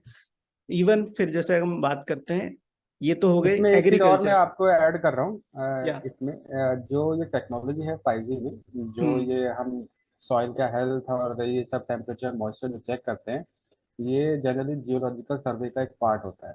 करेक्ट। टोपोलॉजिकल टोपोग्राफी बोलते हैं सब चीज का। जैसे स्पेस में होता है ना कि आपको ये न्यूज आती रहती है कि मार्स पे जो सॉइल है उसमें 200 साल, 2 बिलियन ईयर्स पहले या ऐसे, कि वहाँ आयरन का कंटेंट ज्यादा है। वो कैसे पता करते हैं? वो सेम टेक्नोलॉजी है, सेम तरी उसको बोलते हैं हम लोग टोपोलॉजिकल सर्वे, जिस तरीके से करते हैं। करेक्ट सेम लेकिन चीज हम लोग अपने अर्थ पे हम्म। ये एग्रीकल्चरल सेक्टर में भी हम इन डिवाइसेस की मदद से कर पाएंगे, और हम्म। एक्चुअल में रिक्वायरमेंट क्या है वो कर पाएंगे। इन शॉर्ट ये है कि अगर डॉक्टर ने के पास जाते हैं, तो अगर 4 लोगों को बुखार है तो चारों को सेम दवा नहीं देता है। वो करेक्ट। देखता है कि किसको क्या बीमारी है या क्या रीजन सिम्टम्स हैं, उसके हिसाब से उसको दवाई देता है। करेक्ट। ये यहाँ पर हमारा फायदा होगा। एग्जैक्टली यही मैं बोलना चाह रहा हूँ, एड ऑन मैं इसमें ये करूंगा, बिकॉज जैसे आपने बोला कि भाई डॉक्टर को क्या पता भाई, किसको, हर एक को तो एक दवाई नहीं देनी, किसकी क्या एज है, एज भी इसलिए पूछा जाता है कि भाई आपकी एज क्या है, आपके कोई पहले सिम्टम्स एग्जैक्टली। तो नहीं थे। अब लेकिन प्रॉब्लम क्या थी पहले, अभी क्या होता है, जैसे अगर सब जगह सॉइल आप खुद भी जाके चेक कर सकते हो, लेकिन प्रॉब्लम क्या है, इंडिविजुअली हर एक जगह जाके देखना पॉसिबल नहीं है, वो भी 24/7। बट ये डिवाइस क्या कर रहे एग्जैक्टली। हैं, not just one time, they are there for 24/7, 365 days a year. That means वो हर एक exactly. Time, just like A smart watch for your this thing body, वो स्मार्ट वॉच क्या कर रही दे है, आर आपका हर एक monitoring data the health. Record कर रही है। वो हेल्थ रिलेटेड है, वो एग्जैक्टली। सॉइल हेल्थ रिलेटेड है, मतलब वो आपकी एग्रीकल्चर रिलेटेड जो भी एग्जैक्टली। प्रॉब्लम्स हैं वो सॉल्व कर रही है with the help of the technology. ये हमने बात करी यूजर इस को बारे यहाँ में। पर यूजर को यहाँ पर एक बार मैं फिर दोबारा हम लोग दोबारा ये रिमाइंड कराना चाहते हैं। हम लोग बार बार जो है स्केलेबिलिटी और इंफ्रास्ट्रक्चर की जो बात कर रहे हैं 5G से रिलेटेड, उसका मेन ऑब्जेक्टिव यही है। देखिए, अगर आपको यहाँ पर सॉइल का हेल्थ भी चेक करना होता ना, तो 200 किलोमीटर के रेंज में आपको सिर्फ सॉइल का हेल्थ चेक करने के लिए सोचिए हम्म। कितना मैन पावर, कितना कॉस्ट लगता है और कितना करेक्ट। इंफ्रास्ट्रक्चर आपको डेवलप करना पड़ता है। यहाँ बिल्कुल। पर एक सिर्फ 2,000 का डिवाइस होगा। आगे फ्यूचर में हो सकता है मैं अभी जो प्राइस बोल रहा हूँ हो सकता है 25,000 भी हो, 1 लाख भी हो। ना दैट बट 1 लाख की एस्टिमेटेड डिवाइस पे एस्टिमेटेड आप, प्राइस। एस्टिमेटेड प्राइस है, पर आप सिंपल सोचो कि एक सर्टेन अमाउंट का डिवाइस जो है वो आपका 200 किलोमीटर या 500 किलोमीटर जहां तक चाहे ही कैन डू इट। उसके लिए आपको कितने लाख लोग, कितने हजार लोग पहले लगाने पड़ते, और अभी जो है, तो हम बार बार इसलिए इंफ्रास्ट्रक्चर इंफ्रास्ट्रक्चर स्केलेबिलिटी की बात कर रहे हैं, ताकि आपको ये आइडिया हो कि कितना काम आसान होने वाला है 5G। करेक्ट। अब मैं दूसरे सेक्टर की बात करता हूँ, अब आते हैं फाइनेंस के ऊपर। क्या 5G के आने से फाइनेंस को फायदा होगा? ऑब्वियसली फायदा होगा। कैसे होगा? एग्जैक्टली। कि अगर आप देखो तो पहले हम क्रिप्टोस की बात करते थे कि आप इंडिया में भी क्रिप्टोस को ऐसा बोला जाता है जैसे टबू। टबू बोलते हैं ना, मतलब थोड़ा उससे हाँ। डर लगता है कि अरे क्रिप्टो कहीं बंद ना हो जाए, या क्रिप्टो आने से ये ना हो जाए, वो ना हो जाए। अभी ऐसा है कि डॉगमा इंडिया जिसे भी अपना बोलते हैं हम क्रिप्टो लोग। करेंसी रिलीज कर रहा है। अगर आपको पता हो, आपने अगर न्यूज फॉलो कर रहे हो, इंडिया भी खुद का क्रिप्टो करेंसी में आ रहा है। ठीक है, मतलब इंडियन करेंसी भी करेक्ट है। एज अ क्रिप्टो अवेलेबल होगी। That means finance sector government में अपने भी ने फाइव लिया जी का है इसको। इन्वॉल्वमेंट होने लगेगा। करेक्ट। मतलब जहां सिर्फ आप हम्म। ट्रांजेक्शन करने के लिए 5G की, मतलब 4G पे ही जाता हूँ। 4G में अभी क्या कर रहे हो आप? यूपीआई यूज करते हो, बैंक ट्रांसफर करते हो, एनईएफटी करते हो, जो भी करते हो, ठीक है। लेकिन 5G के आने के बाद क्या होगा? आप डिवाइस इनेबल्ड बेस कर सकते हो। मतलब डेट मीन्स आप अपनी क्रिप्टोस के थ्रू भी पेमेंट कर सकते हो, not in just India. Even मान लो फॉर एग्जांपल आप किसी दूसरी कंट्री में ट्रेवल करने जाते हो, क्या क्या आपको रिक्वायरमेंट होती है? वीजा। वीजा तो लगता ही है, बट सेकंड रिक्वायरमेंट, मोस्ट हाँ। Important thing is the currency of that country. लेकिन अभी क्या होता एग्जैक्टली। है, या तो आप उसका फॉरेक्स एक्सचेंज कराते हो, जो कि बहुत महंगा है, मैं हम्म। आपको बता दूं। अगर आप फॉरेक्स एक्सचेंज कराते हो तो वही लोग कई बार 10 से 20% लेते हैं, और वही अमाउंट जो है फॉरेक्स का एक्सचेंज का इन द एयरपोर्ट और ज्यादा हाई है। लेकिन अगर आपके पास फाइव करेक्ट जी है। इनेबल्ड चीजें होंगी जो कि क्रिप्टो को भी सपोर्ट करेंगी, डेट मीन्स आपको करेंसी चेंज कराने की जरूरत नहीं है। फिर आप जो प्राइस यहाँ करेक्ट है। इंडिया की 1 रुपीज में आपको कन्वर्जन में 80 रुपीज का $1 दिख रहा है, आप अगर आप उसको कन्वर्ट कराते हो ना, तो वो उसको जब करंट, अभी करंट टाइम में अगर मैं बात करूं, तो वो उसको अगर 80 रुपए की चीज है तो 85 की देगा या 86 की देगा, कम नहीं देगा। लेकिन आपको तो करेक्ट है। पता है कि अभी कन्वर्जन प्राइस कितना है, 80 रुपीज। आप तो सोचते हैं यार ठीक है यार, कमीशन ले रहा है, अब तो करना ही पड़ेगा, और कोई सॉल्यूशन तो है नहीं। बट जब 5G क्योंकि अपने पास इनेबल्ड हो जाएंगे, सब्स्टिट्यूट नहीं। हाँ सब्सिट्यूट ही नहीं है, मतलब कैसे लोगे? मतलब है ही नहीं ऑप्शन, ऑप्शन ही नहीं है। बट 5G इनेबल की बात क्या है? वो एक्चुअल 80 रुपए की है तो 80 रुपए की ही मिलेगी उधर पे। आपको एक्स्ट्रा कुछ खर्चा नहीं करेक्ट। करना है, क्योंकि वो इंटीग्रेशन उस तरीके से हो जाएगा। सेकेंडली, फाइनेंस में एक और चीज का फायदा 5G आने से ये है कि ब्लॉकचेन इंटीग्रेशन हो जाएगा। ब्लॉकचेन क्या है वो भी मैं एक्सप्लेन कर देता हूँ। फॉर एग्जाम्पल हम बात करते हैं इंडस्ट्री में ऑटोमेशन की। फॉर एग्जाम्पल यहाँ से कार आएगी, कार का बोनट यहाँ लगेगा, इंजन यहाँ पे लगेंगे, गियर्स यहाँ से लगेंगे, यहाँ से नेक्स्ट सेक्शन में जाएगा, फिर वहां पेंटिंग सेक्शन है, पेंटिंग सेक्शन में रोबोट्स पेंट करेंगे। इस तरीके से मतलब असेंबली होती जाएगी और लास्ट में प्रोडक्ट बाहर निकलता है। सेम ऐसे ही 5G आने के बाद हम ब्लॉकचेन में जाएंगे। ब्लॉकचेन इन द सेंस, जहाँ पे अभी अप्रूवल के लिए वेट करना पड़ता है, जो चीज हमको पता है कि भाई ये टैक्स सेक्शन 80D में आता है, उसके लिए हमको मैनुअली किसी को चेक करने की जरूरत नहीं है। पता है, ये हमको एक दिख रहा है, रिसिप्ट दिख रही है, जिसमें वो बता रहा है कि भाई मैंने LIC का पेमेंट किया है फॉर एग्जांपल, जितने इतने करेक्ट रुपए है। का था, इतने रुपए को मेरे को डिस्काउंट चाहिए। ठीक है, मतलब discount hmm. In the sense मुझे टैक्स रिबेट चाहिए। वैसा बोल देता हूँ, नहीं तो लोग जिसके ऑफेंड हो कारण जाएंगे, में जो डिस्काउंट अपने कब से मिलने लगा। ठीक है। नहीं, यूजर्स थोड़ा हम लोगों को माफ करें, क्योंकि हम लोगों ने अभी स्टार्ट किया है और हम लोग थोड़े नोविस हैं। हमारा इंटेंशन ऐसा कुछ नहीं है कि हम किसी को हर्ट करना चाहते हैं। हमारा इंटेंशन ये है कि अगर हमारे पास कोई नॉलेज है तो हम अपने जितने भी व्यूअर्स हैं उनके साथ शेयर करना चाहते हैं कि देखिए करेक्ट। कितना चेंज आ रहा है हमारे इंडिया में या पूरे सोसाइटी में, वर्ल्ड में। पर क्या उसको हम आपके पास पहुंचाने की कोशिश कर रहे हैं। करेक्ट, मतलब this is just like a personal opinion as well, जिसको आप एज अ पब्लिक ओपिनियन लेके मत जाओ कि भाई अरे इसने तो ये बोल दिया, उसने तो वो बोल दिया। It's just a public opinion नहीं है ये हमारी पर्सनल ओपिनियन है, जिसको आपको शेयर कर रहे हैं। It's up to you that how you gonna apply that thing. Then मैं फिर से ब्लॉकचेन पे आता हूँ। ब्लॉकचेन में जैसे कि मैंने बात की, जैसे आप प्रोडक्शन में, जैसे मैंने बात की, असेंबली होती है, सब चीजें अपने आप ऑटोमेटिक होती है, सेम वैसी ही चीजें होंगी, जहाँ पे सेट ऑफ इंफॉर्मेशन सेट कर दी जाएंगी कि भाई ये चीजें ये होनी है। ब्लॉकचेन क्या करेगा उसको? With the help of AI, artificial intelligence, जहां पे आपको पता है डाली एक नाम का सॉफ्टवेयर है, जिसमें आप सिर्फ कुछ भी लिखो, like the person hanging in the space with the umbrella, वो एक्चुअल में फोटो जनरेट कर सकता है, पेंटिंग बना सकता है। डाल ई अगर आपने यूज नहीं किया है, ये भी एक करेक्ट। आर्टिफिशियल इंटेलिजेंस का एग्जांपल है, जो कि 5G आने के बाद ऐसी चीजें और ज्यादा होंगी, उस पर भी मैं बात करूंगा। हम्म। बट पहले ब्लॉकचेन की बात करते हैं। तो वो क्या होगा, ब्लॉकचेन आर्टिफिशियल इंटेलिजेंस की हेल्प की वजह से जो चीजें वहां पे डिफाइन की गई हैं उसको एक ह्यूमनली लेवल तक, मतलब ह्यूमनली लेवल तक, जहाँ पे एक बंदे को बैठाना पड़ता है, सैलरी देनी पड़ती है उस काम को करने के लिए, यही चीज मैं 24/7 विदाउट गिविंग एनी सैलरी मैं उसको करवा सकूंगा with the help of blockchain. मतलब किस चीज का करेक्ट। अप्रूवल, किस चीज का rebate related to taxes, related to finance, कौन सी एंट्री कहाँ होनी है, कैसे होनी है, अभी लोगों को बैठाना पड़ता है, अकाउंटेंट को हमें बैठाना पड़ता है। लाइक मेन अकाउंटेंट तो चलो टैक्स वगैरह चेक करेगा, एंट्रीज चेक करेगा, बट वही चीज अगर नॉर्मली सिर्फ जो उसने डेटा प्रोवाइड किया है वो उसको मैं पीडीएफ में या फिर किसी डेटा को सेव करूंगा उसके अंदर और एनालाइजेशन के लिए डाल दूंगा, वो मुझे 5 सेकंड के अंदर करके दे देगा। ये है टेक्नोलॉजी का effect in the finance field as well. ठीक है। अब अगर हम और भी स्केलेबिलिटी एंड सेक्टर में बात पावर ऑफ करें, time. Yes correct. And power efficiency आप देख रहे हो, मुझे अलग से किसी को एक्स्ट्रा इंफ्रास्ट्रक्चर यूज नहीं करना पड़ रहा है। उसी चीज को करने के लिए अगर मेरे को एक बंदे को बैठाना पड़ता, हो सकता है एक बंदे को मुझे टैक्स के लिए बैठाना पड़ता है, एक बंदे को डेटा एंट्री के लिए बैठाना पड़ता है, एक बंदे को बैठ के एनालाइजेशन के लिए बैठाना पड़ता है। अब वही चीज एक करेक्ट। ही चीज हो रही है with the help of technology. अब वो 5G के थ्रू क्यों हो पा रही है, क्योंकि आर्टिफिशियल इंटेलिजेंस जो है वो उससे इंटीग्रेट हो सकता है। 4G में पॉसिबल नहीं है।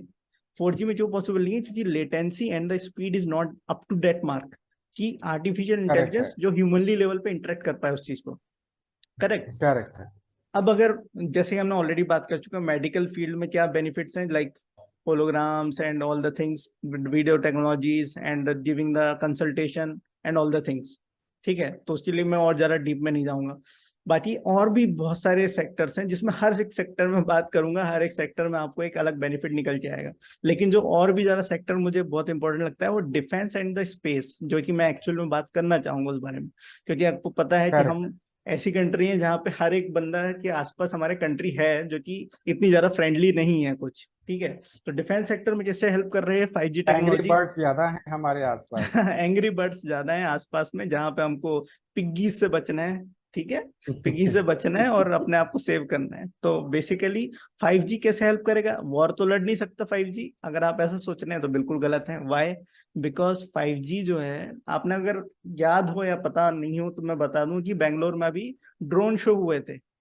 Drone show in the sense correct. जो हवा में ड्रोन के थ्रू ने अलग अलग टाइप के क्या बोलना चाहिए, ड्राइंग्स, फॉर्मेशन पेंटिंग्स, थी। फॉर्मेशन, या formation the correct word, formation create किए थे।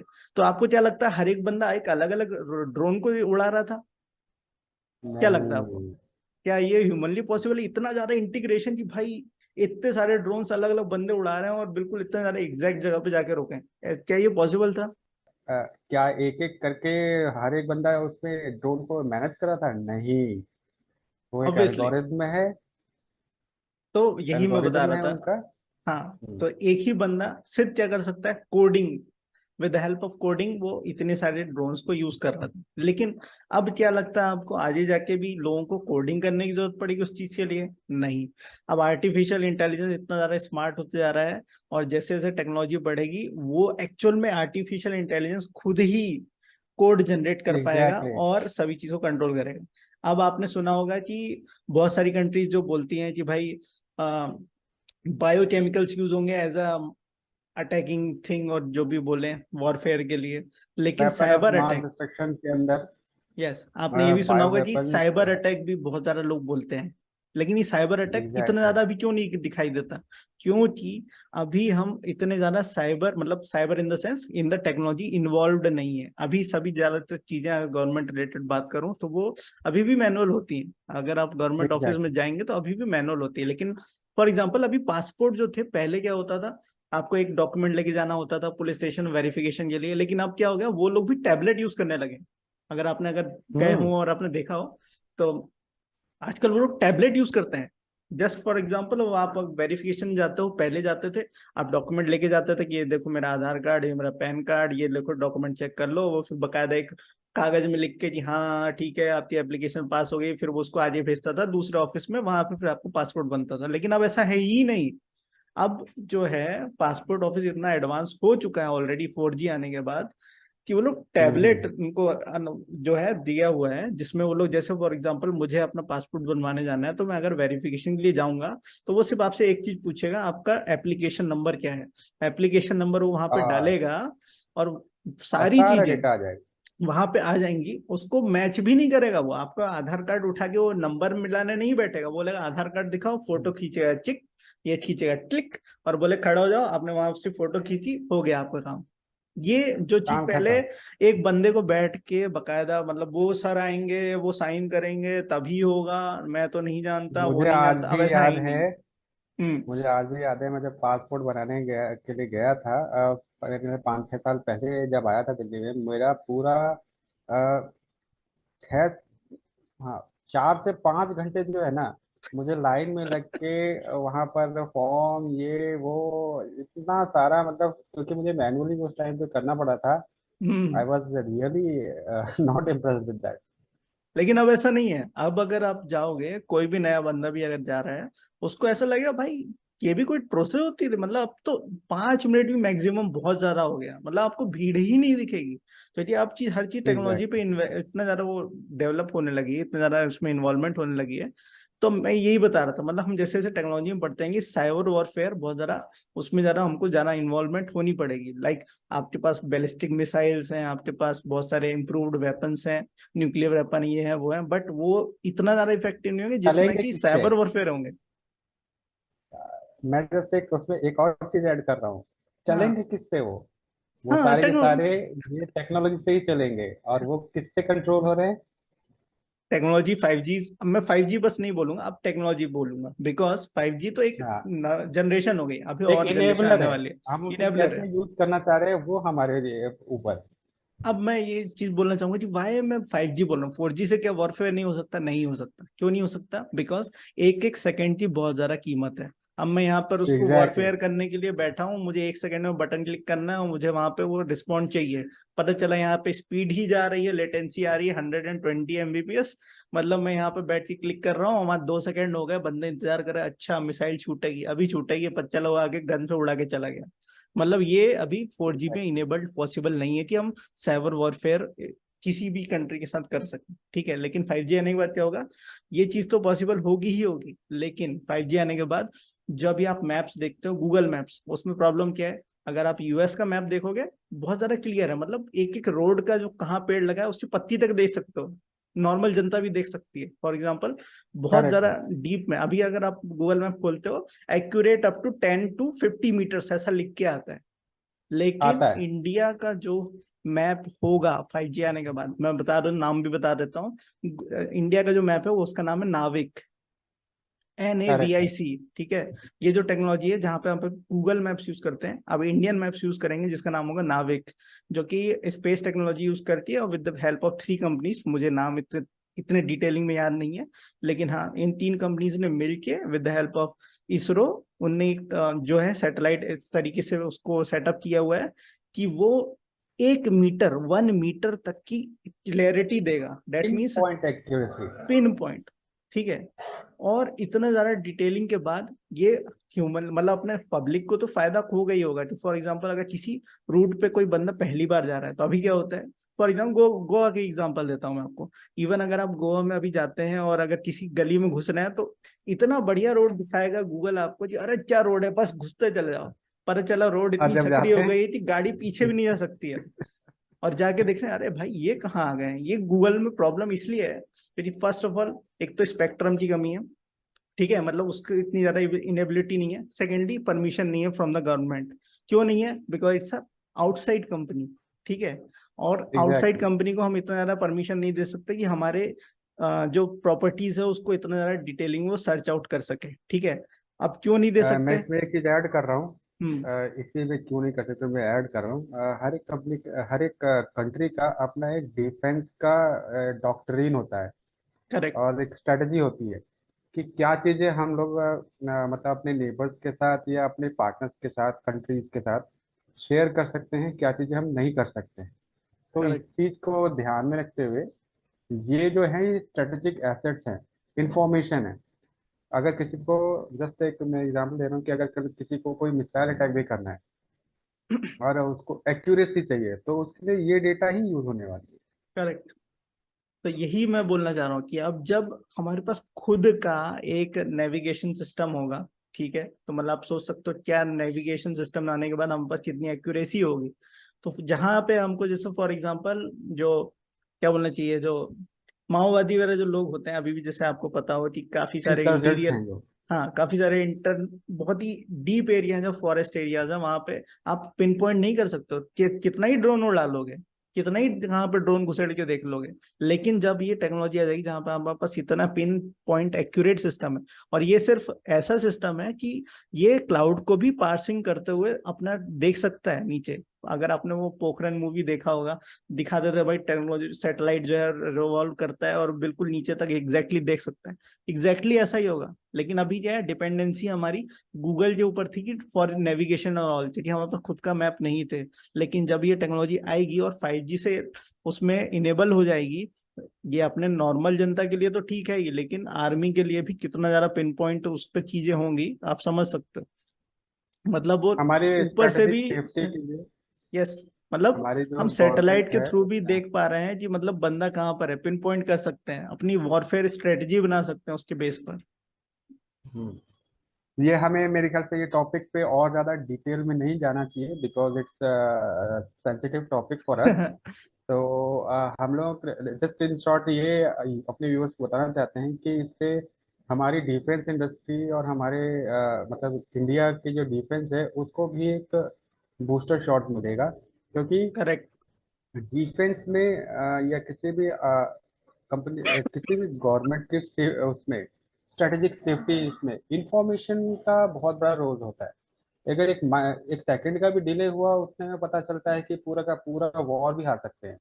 तो 5G जो है और जो साइबर वॉरफेयर जिसके बारे में बता रहे थे गौरी रॉब, ये साइबर वॉरफेयर फ्यूचर में अगर होगा तो उस टाइम पे हम लोग इतने ज्यादा इंटीग्रेटेड होंगे टेक्नोलॉजी के साथ कि बिना टेक्नोलॉजी के हमारा कोई काम नहीं हो रहा होगा। तो करेक्ट। इमेजिन वो सिचुएशन जो अभी अगर किसी को 400 साल पीछे ले जाके अगर रहने के बोले तो कैसा लगेगा। क्योंकि अभी हम लोग क्या है, टीवी के लिए इतने ज्यादा कस्टमर्ड है, लाइट के लिए कस्टमर्ड है। उस टाइम पे तो लाइट भी नहीं थी। तो जैसा हमें उस समय फील रहा होगा ना, वैसा ही आपको फ्यूचर में अगर साइबर वारफेयर होता तो फील होगा, क्योंकि आपके मॉनिटरी सिस्टम से लेके डिफेंस सिस्टम, मेडिकल, हेल्थ, सभी के सभी जो इंटरकनेक्टेड हो गए। और एक टाइम पे अगर कोई चीज मान ली पूरी स्टॉप हो गई एट द मोमेंट, तो इमेजिन इमेजिन करिए कितना बड़ा सिचुएशन है। तो इसलिए लोग साइबर वॉरफेयर और इन साइबर सिक्योरिटी के ऊपर every government is focusing on. अब 5G will help in to that and conversely it can do that. Okay. अब ये तो हो गई एडवांटेज की बात, आपको क्या लगता है डिसएडवांटेज क्या होने वाले हैं 5G आने के बाद? डिसएडवांटेज में तो जो ये इनेबलर भी है और ये एक तरीके से टू एज स्वॉर्ड है। तो ओके। जहाँ ये इनेबल करने के काम आ सकता है वहाँ ये डिसेबल करने के भी काम आ सकता है। ओके। और मैं अभी जेनरिक टर्म इसलिए यूज कर रहा हूँ क्योंकि this should be in properly titrated है कि हम जो भी बात कर रहे हैं, अगर हम अपने उसमें वीडियो पे भी बात कर रहे हैं तो this should not go into negative direction. तो इन शॉर्ट इतना ही है इसमें कि इसके डिसएडवांटेज एक तो स्ट्रेटेजिक सिक्योरिटी के पॉइंट ऑफ व्यू से काफ़ी हैं। हम्म। आप सबने मूवी तो देखी है। मैं जैसे आपने टर्मिनेटर देखी है हमने, या फिर और भी कोई ऐसी मूवी देखी है, ईगल आई, ऐसे करके बहुत सारी मूवीज हैं जहाँ हम्म। पर हमने देखा है कि एक रोग आर्टिफिशियल इंटेलिजेंस है, he is going to wipe out the entire humanity, right. वैसी सिचुएशन भी एक डिसएडवांटेज है, बट वो अभी नहीं है। लेकिन इसमें हम्म। भी एक सॉल्यूशन है जो मैंने एक वीडियो में देखा था and I really like it. What? जैसे जैसे देखो, हमेशा अगर कोई चेंज होता है ना, हम्म। आपके साथ में अगर आपका एनवायरनमेंट भी चेंज होता है ना, और आप उसके साथ में चेंज होते हैं, तो कभी भी दोनों के बीच में इम्बैलेंस नहीं होता है। जैसे जैसे हमारी टेक्नोलॉजी होती जा रही है वैसे वैसे ह्यूमन सोसाइटी भी जो है ना टेक्नोलॉजी में इंटीग्रेट होती जाएगी, अगर हम लोग उस चीज डायरेक्शन में बढ़ते गए।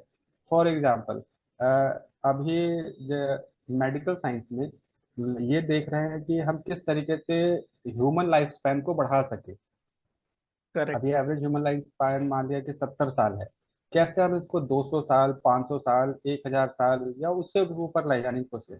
उसमें ये जो टेक्नोलॉजी है 5G या इससे आगे जो भी जी आएगा, वो हमें इनेबल करेगा, क्योंकि उसमें क्या होगा, हमारा जो कॉन्शियस है, जो हमारी ब्रेन है, ब्रेन मैपिंग हो सकेगी, उसको हम किसी आर्टिफिशियल बॉडी में या फिर किसी जेनेटिकली इंजीर्ड बॉडी में डाल सकते हैं, जिसका लाइफ स्पैन ज़्यादा हो। इस तरीके की टेक्नोलॉजी है जो आगे हमारे आ सकती हैं।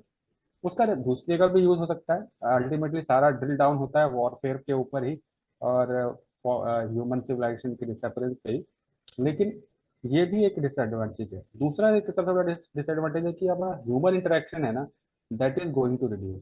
और उसका साइकोलॉजिकल जो अपने पास क्या कह सकते हैं इफेक्ट है, वो कैसा होगा, still we don't know, but that is going to happen. Okay, अगर मेरे से आप पूछो कि क्या डिसएडवांटेज है, तो सबसे पहले मैं हायर लेवल से स्टार्ट करता हूँ, फिर मैं कॉमन पीपल के ऊपर आऊंगा कि उनको क्या डिसएडवांटेज है। हायर लेवल की बात करें तो जैसे कि हमने बात की warfare, it's just like a two two way shot, कि भाई एक साइड से अगर फायदा हो रहा है दूसरी साइड से नुकसान भी हो रहा है। कि लाइक अगर हैकर्स हैं तो वो, अगर हैकर्स अभी कंट्रोल कर पा रहे हैं इतनी सारी चीजें, लेकिन जब और भी ज्यादा इन्वॉल्वमेंट हो जाएगा टेक्नोलॉजीज का सब चीज में, तो हैकर्स भी तो अपने आप को इवॉल्व कर ही रहे हैं ना। तो वो कहीं ना कहीं आपके गवर्नमेंट में और भी चीजों को कंट्रोल कर सकते हैं, because of that security level, जो सिक्योरिटी हर चीज में अभी इन्वॉल्व नहीं है। सेकेंडली, जैसे कि बंदे हर एक चीज टेक्नोलॉजी में इन्वॉल्व हो जाएंगे तो उनकी हर एक चीज इंटीग्रेटेड हो जाएगी। तो अगर आपके पास वो सिक्योरिटी नहीं है उस लेवल की, फॉर एग्जाम्पल अब मैं इसलिए बोल रहा हूँ कि जो डिवाइसेस आने वाले हैं उसके साथ दो प्रॉब्लम। फर्स्ट ऑफ ऑल, जो 5G टेक्नोलॉजी है उसकी बैंडविड्थ ऐसी है कि वो ज्यादा स्पेक्ट्रम पे चलती है। That means they will use extra data and extra energy also. Like अगर आप फॉर एग्जांपल किसी भी कंट्री में जाते हो, कंट्री भी छोड़ दो, आप किसी दूसरे स्टेट में जाते हो, कई बार नेटवर्क नहीं मिलता, तो आपने देखा होगा आपकी बैटरी बहुत जल्दी ड्रेन होती है। क्यों होती है? क्योंकि आपका जो मोबाइल है वो अपना बैंडविथ यूज करके अलग अलग नेटवर्क पर खोजने की कोशिश करता है कि कैसे मुझे डेटा मिले, कैसे मैं अपने आप को सर्वाइव कर सकूं।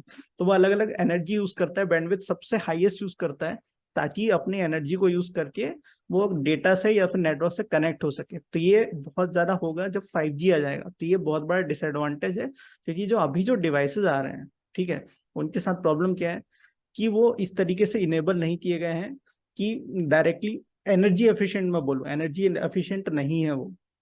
ओके, तो डेट मीन्स अगर आप 5G में हैं और आपको, अगर 5G अभी फिलहाल हर जगह तो अवेलेबल है नहीं, और आप 5G में आ भी जाते हो, जस्ट फॉर एग्जांपल आप अभी आ गए 5G में, तो आपके पास जो एनर्जी एफिशिएंट मोबाइल्स नहीं है उसमें बैटरी बहुत जल्दी ड्रेन होगी।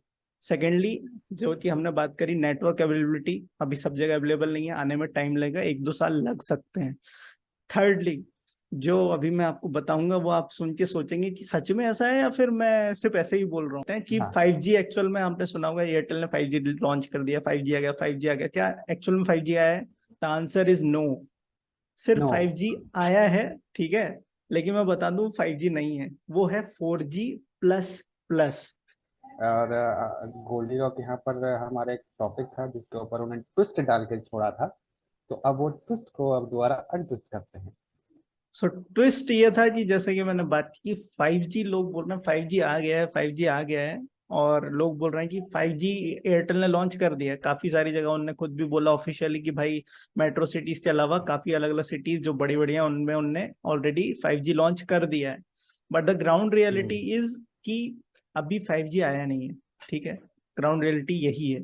और जो भी अभी आप नेटवर्क देखने वाले हैं वो 4G प्लस प्लस होगा। 4G प्लस अभी आपने देखा होगा, अभी जब 4G आया था तो आपकी नेटवर्क में 4G लिख के आता था, ठीक है, कई, लेकिन करेक्ट है। कुछ जब स्पेक्ट्रम और ज्यादा अपग्रेड हुए तो अभी 4G प्लस लिख के आता है। अभी अगर आप नेटवर्क 4G आप यूज करेक्ट है। करते हैं तो अभी आपके उसमें 4G प्लस दिखाता है, ठीक है। हाँ, एक लेकिन जो बार 5G है, यूजर आप लोग जरा एक बार ये चीज क्रॉस चेक भी करके देखिए, हाँ आपको बिल्कुल मजा आप चेक आएगा। कर सकते हैं जहां भी आप रहते हैं। और आप 4G ऑब्वियसली, अभी तो सभी लोग 4G में आ ही चुके हैं, लेकिन फिर भी अगर आप 4G यूज करते हैं तो एक बार चेक करिएगा, जितना बढ़िया आपका नेटवर्क होगा network in the sense network strength नहीं, जो आपके नेटवर्क में दिखाता है उसको कोई मतलब नहीं होता। अगर आपका 0 पे भी आ रहा है ना सिग्नल, तब भी आपको बढ़िया नेटवर्क है, इट डजेंट मैटर। वो जो आपको जो सिग्नल क्वालिटी दिखाता है ना, वो क्वालिटी नहीं है, वो स्ट्रेंथ है। ठीक है, स्ट्रेंथ इन द सेंस कि आपको एक्चुअल में कितनी स्पीड उसके बेस पे मिलेगी, क्वालिटी आपकी वैसी ही रहने वाली है। सेकेंडली, जो अभी लॉन्च हुआ है 4G प्लस प्लस है। ठीक है, मतलब 5G सच में आने वाला है, ऐसा नहीं है कि 5G नहीं आएगा, लेकिन जो जस्ट अभी लॉन्च हुआ है वो 4G प्लस प्लस है। And what is 4G plus plus, वो भी मैं एक्सप्लेन कर देता हूँ। एक्चुअल में क्या था कि अभी चल रही है race between big companies like Airtel, Jio and we also will be involve in this 5G thing. But the thing is, क्योंकि एक दूसरे से compete करने के चक्कर में एयरटेल ने सोचा भाई मुझे तो पहले लॉन्च करना है। जियो अभी नहीं आया, क्यों नहीं आया उसका रीजन भी मैं बताऊंगा। तो एयरटेल ने सोचा है भाई कि हम 4G में तो पीछे रह गए थे, और जियो ने काफी सारा मार्केट कैप्चर कर लिया था। ठीक है, और आपको भी फर्स्ट पता है मूवर कि एडवांटेज। हाँ, फर्स्ट मूवर एडवांटेज में ये फायदा ये होता है कि अगर आपने कैप्चर कर लिया तो काफी लेजी है हम लोग। सही बताऊं तो प्रॉब्लम ये है कि अगर मुझे लग रहा है कि दूसरी चीज अच्छी भी है, तो मुझे थोड़ा लेजीनेस फील होता है कि मैं किसी चीज में कन्वर्ट करूं या उसमें जाऊं, अगर अच्छी भी है तो भी, क्योंकि जब मुझे लगता काम है एफर्ट कर रहा है डालना तो पड़ेगा। चेंज क्यों हाँ, करे। और इवन प्राइसेस भी कोई इतना ज्यादा डिफरेंस नहीं है कि भाई मैं सोचूं यार यार चलो एयरटेल में चला जाता हूँ। ठीक है, तो ये फर्स्ट मूवर हम्म, एडवांटेज उठाने के चक्कर में एयरटेल ने जल्दी में 5G लॉन्च कर दिया। अब कैसे लॉन्च किया वो भी मैं बताता हूँ। तो एयरटेल ने कहीं से भी अलग से इंफ्रास्ट्रक्चर नहीं, मतलब टॉवर्स इंस्टॉल नहीं किए। जो ऑलरेडी उनके पास 4G टॉवर थे, एग्जैक्टली। उसी में उनने स्पेक्ट्रम बढ़ाया, और कुछ जो सेंसर्स थे वो कुछ जगह पे अपग्रेड किए, और उसी के थ्रू अभी जो है 5G सर्विस नाम से उनने लॉन्च कर दिया। लेकिन वो 5G नहीं है, that is just 4G plus plus. That means they have just upgraded the spectrum and the sensors. ठीक है, करेक्ट। तो उससे करेक्ट। प्रॉब्लम क्या है कि स्पीड तो आपको बढ़ के मिलेगी, that is not an issue थोड़ा, क्योंकि स्पेक्ट्रम बढ़ रहा है, दैट मीन्स स्पीड भी आपकी थोड़ी बढ़ेगी। बट द प्रॉब्लम इज कि अभी भी लेकिन आप किससे कनेक्टेड है, 4G टॉवर से। दैट मीन्स जो करेक्ट। लोग पहले से 4G में थे एयरटेल के, उसमें उसमें भी आपने 5G घुसेड़ दिया, तो मतलब अभी नेटवर्क हम्म, कन्फ्लिक्ट होगा।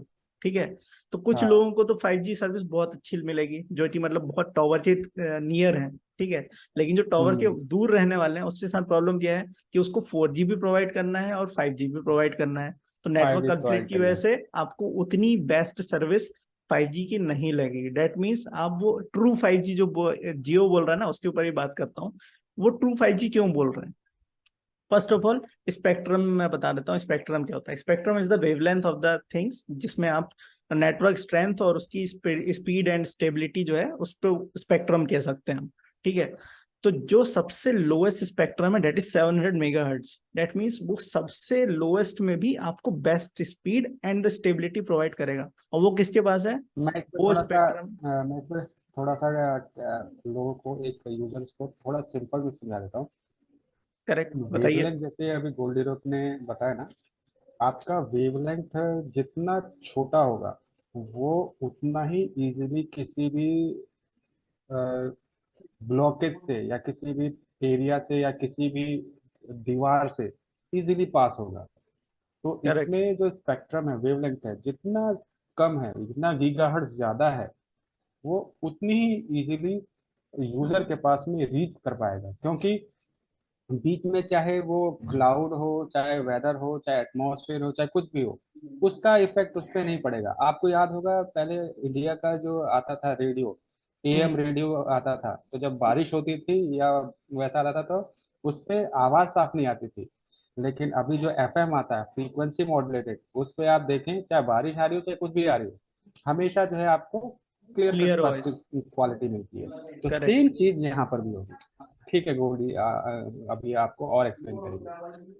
ठीक है, तो वही मैं बता रहा था कि 700 मेगाहर्ट्ज जो है वो लोएस्ट है। ठीक है, और वो उसके दो फायदे हैं। फर्स्ट ऑफ ऑल, क्योंकि वो लोएस्ट फ्रीक्वेंसी पे है, तो सबसे लोएस्ट जो डिवाइस होते हैं in the term of money, जो कि काफी सस्ते डिवाइसेस हैं 5G डिवाइसेस, वो भी आपको यहाँ पर मिल जाएंगे। जस्ट अ सेकेंड, इसको मैं सेव कर देता हूँ। ओके, या सो जो सबसे सस्ते डिवाइस है उनमें भी ये बैंड होने वाला है जो कि 700 मेगाहर्ट्ज को रिसीव कर सके। डेट मीन्स जो बंदे ज्यादा इन्वेस्टमेंट नहीं करना चाहते अपने 5G डिवाइस में, वो भी एक ट्रू 5G, मतलब असली में जो 5G स्पीड होती है, स्टेबिलिटी है, लेटेंसी है, वो एक्सपीरियंस कर सकते हैं। But the problem with the Airtel is आपको थोड़े हाई एंड डिवाइस पे जाना पड़ेगा जो कि 700 मेगाहर्ट्ज के ऊपर वाले बैंड्स यूज करते हैं। ठीक है, तो मतलब अगर आपने सोचा करेक्ट। कि भाई 5G डिवाइस मैंने ले भी लिया, और आप सोच रहे हैं यार मेरा डिवाइस तो इतना कम नेटवर्क आ रहा है या फिर स्पीड कम आ रही है, तो उसका हाँ प्रॉब्लम क्या है? वो मेगाहर्ट्ज का प्रॉब्लम है। क्योंकि वो 700 हाँ। मेगाहर्ट्ज वाला आपने डिवाइस ले रखा है जिसकी बैंड्स कम है।